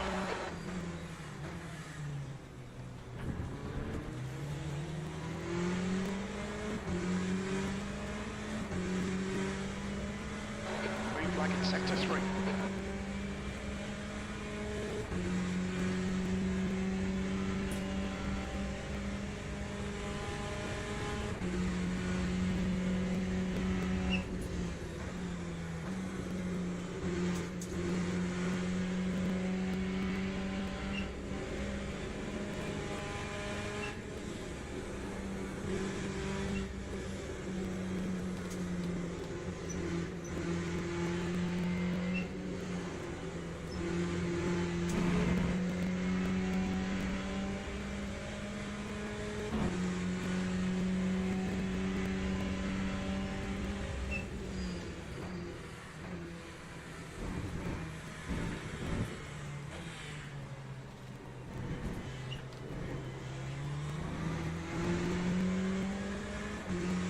Lap 3, 59.93.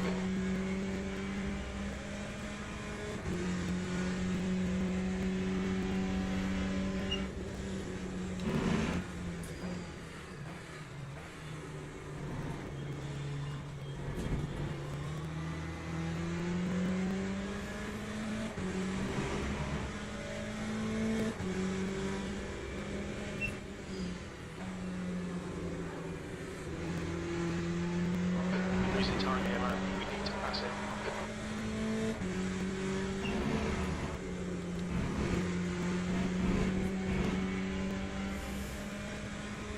Track limits, watch those lines. Ugh. Took a little bit of a hit there.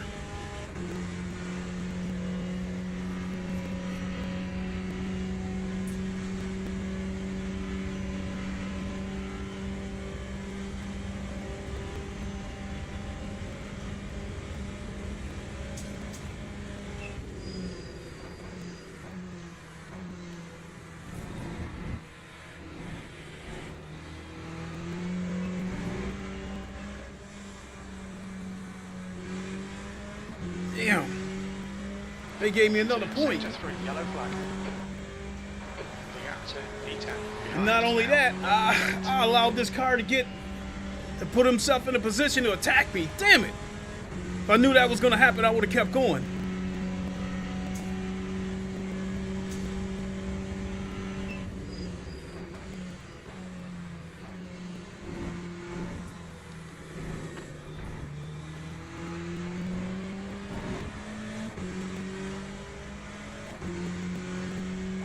Okay, Clay, come on, stay focused. Apexes and exits, apexes and exits. All right, you guys keep fighting up there. Give me a chance to catch up. Sector 2 is yellow. We're halfway through. Green flag, sector 2.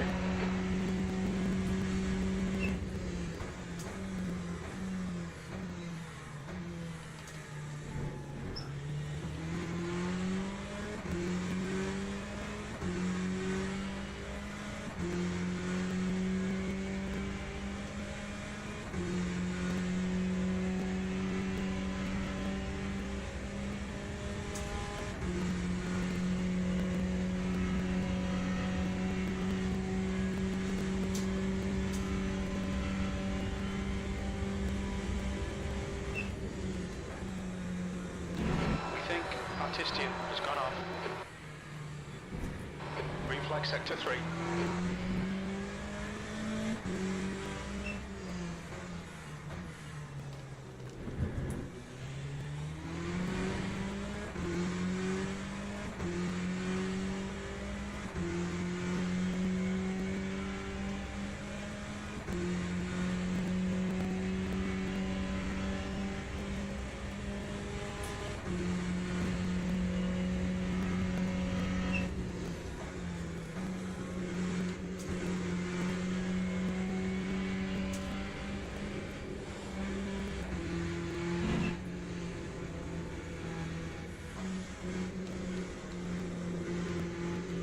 Track temperature's decreasing. It's now 35 Celsius. Okay, Clay, don't let this guy distract you.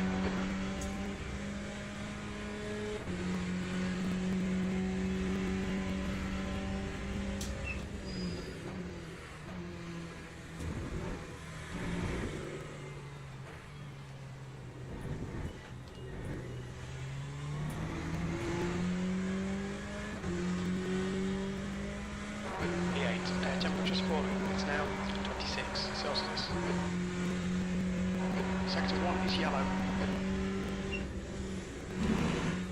It looks like Vieta has stepped it in Dunlop chicane.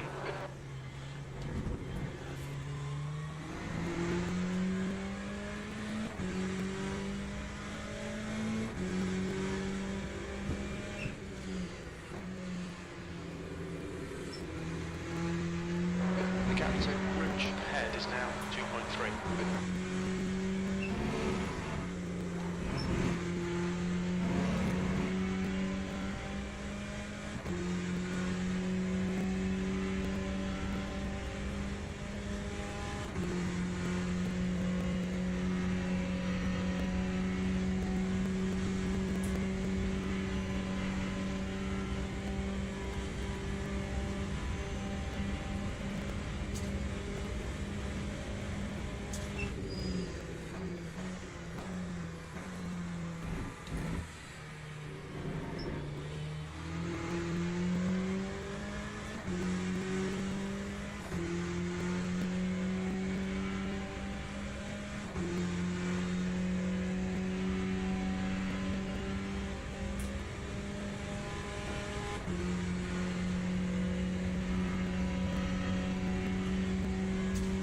The gap behind is now 2.4 seconds.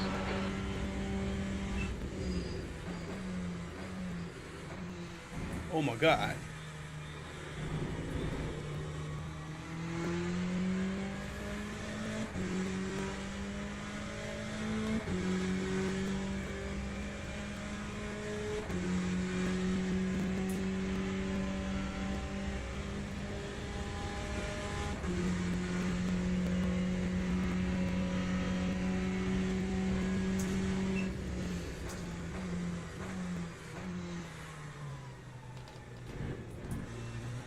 Alright Clay, you've got half your fuel left.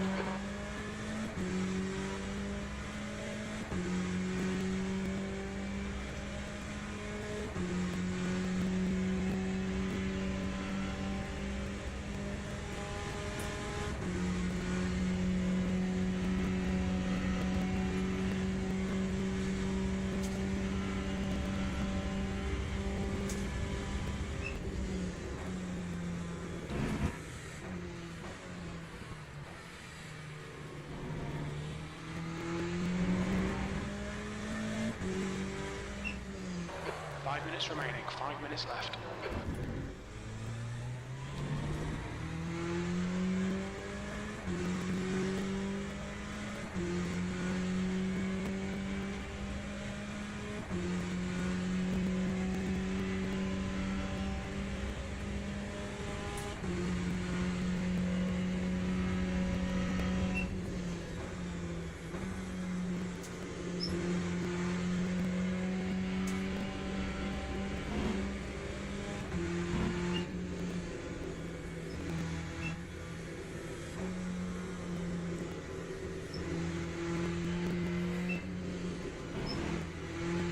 The gap behind is now 2.6 seconds.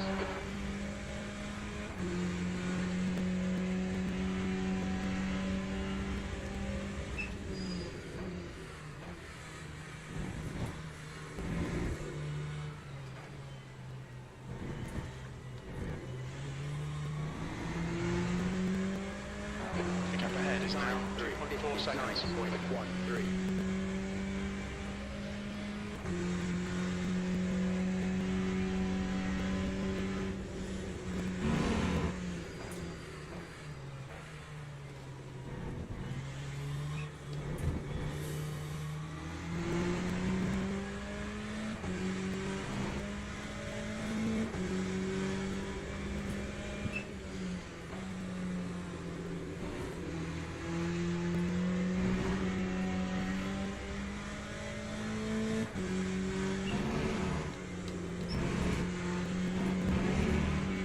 Uh-oh.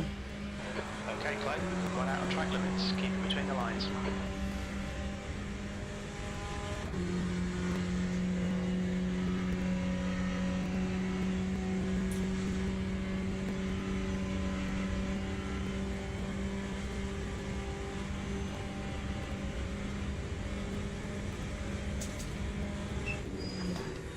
The gap to E7, Ahead is now 2.2.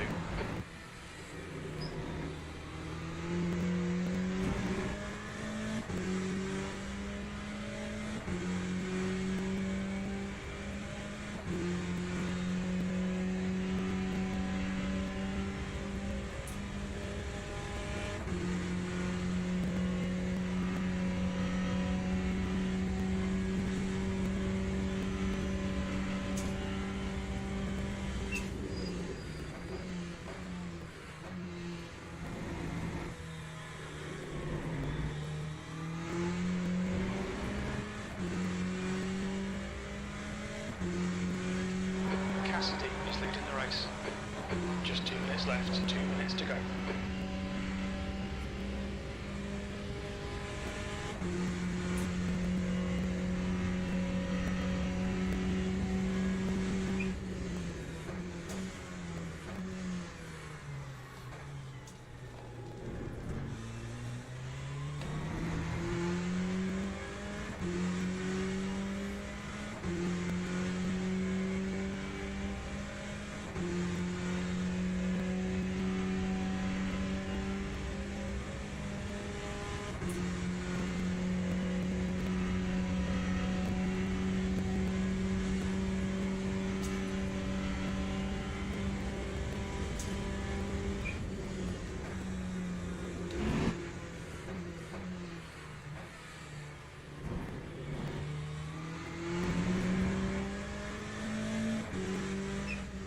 Sector 3 is yellow.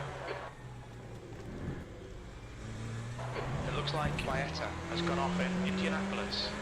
That was a freebie. Like Sector 3.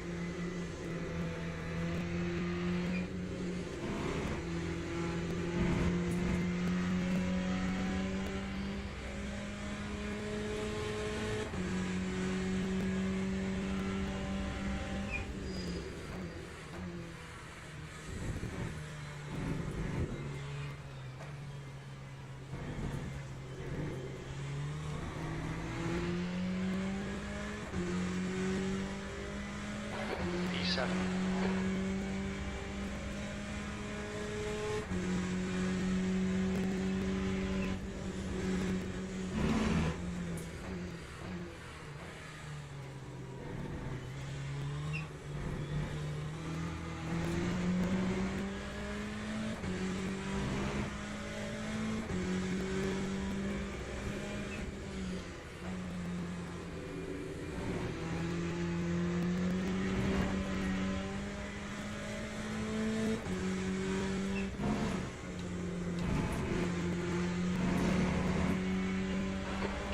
Track limits. Okay, Clay, you're reeling. Rouge in. The gap is now 1.6 seconds.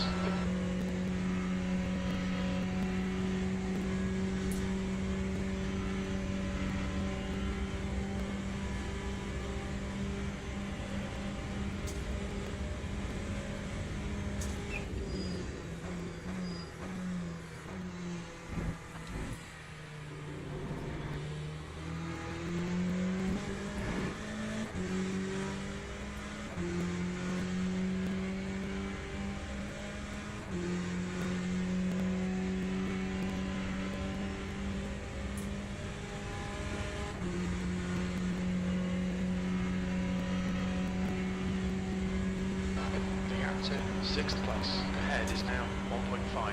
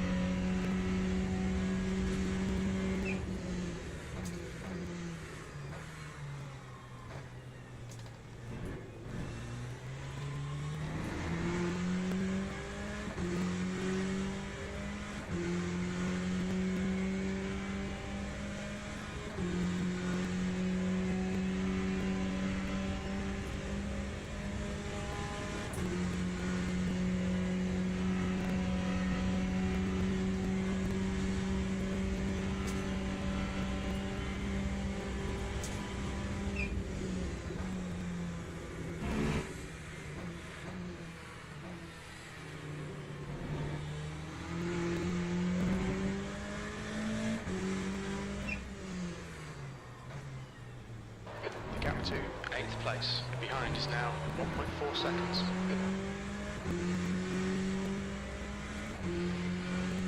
He closed in on me a little bit. But if I stay clean, he won't catch me.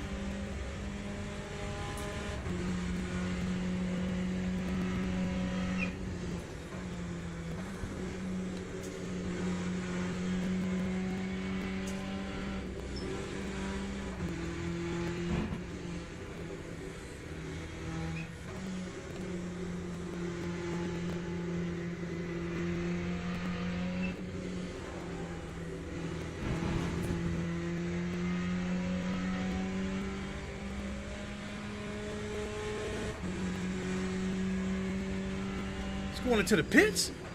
Oh, he must have been hit with a drive-through. He's trying to serve it. I gotta get in. I gotta get across that line. I gotta get across that line before he gets into the pits. That's the finish. Well done, mate. Okay, pit stop requested. I beat him. I beat him to the pits. I'm thinking, why would you pull into the pits on the last lap? Oh, he must have got a drive-through penalty and tried to wait until the last lap to serve it. So, I was the beneficiary. And I got 6th place. And I tell you guys, over and over again, especially with the GTE class, you don't necessarily have to be the fastest. I think driving smart is better than driving fast. If you can do both, then shit, you're gonna do a lot better. But if you can only do one or the other, I think driving smart is better than driving fast. I stayed clean that whole race.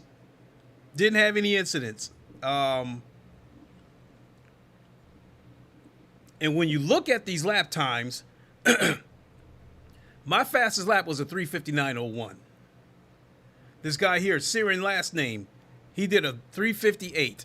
Look at this right here, Alex Beta, a 3:56.9. Based on that lap time, he should have been challenging Daniel Malloy for the win. Because Daniel Malloy did a 3:56.8. He did a 3:56.9. And then right here you have Goose Sales, who did a 3:57.3. You have another one right here. Stefan Ruch did a 3:58.6. Artist Velder did a 3:57 flat. So as far as people who finished behind me, 1, 2, 3, 4, 5 of them had a faster lap than me, but yet I finished better than them. And to me, it all came down to smart racing, because I obviously did not have the pace to beat them. So I think, as the saying goes, discretion is the better part of valor.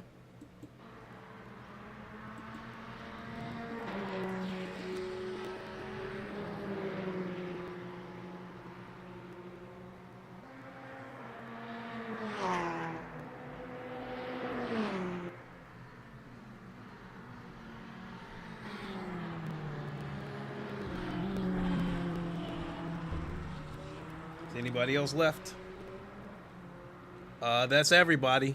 So let's go get our results.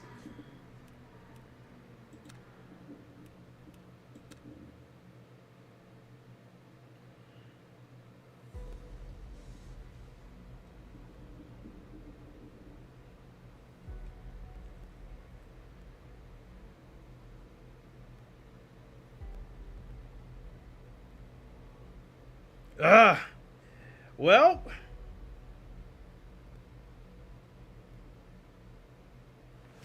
I'll take that. The 0 is in red, but I didn't lose anything. I'll take that. Expected you to qualify 3rd. You qualified 11th. I knew I was not going to qualify 3rd. I just did not have that type of pace. However, I do feel that I should have been able to qualify in the top half of the results. Had I done that, I would have gotten positive rank. Expected you to finish third, finish sixth. I was not going to finish third either. I didn't have the pace to finish third. But I do know that that I'm good enough to finish in the top half of the results. You know, a combination of a little bit of pace, but more than anything, smart driving. So I'll take that. And so all in all, rank-wise, it was not a good one. I lost, between these two races, I lost 1.3% between both of these races. All things considered, especially that last lap when I spun out twice. All things considered, it was an acceptable night. So I got out of there with minimal damage. We'll come back again this weekend, and we'll try to get some of that rank back.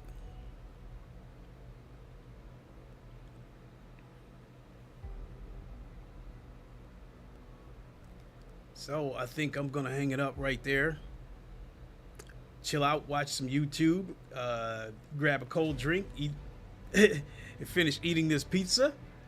And I hope to see you all again this weekend.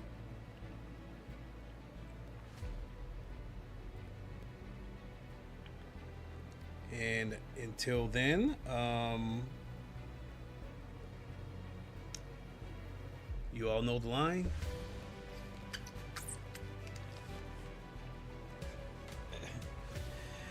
You all know the line. Wakanda forever, long live the king. And deuces. Thanks for watching, everybody. Have a good morning if you're on the East Coast like me, or under Eastern time. And we'll see you all on the next one. The Graybeard Gamer said, "To Clay, you tried Assetto Evo VR?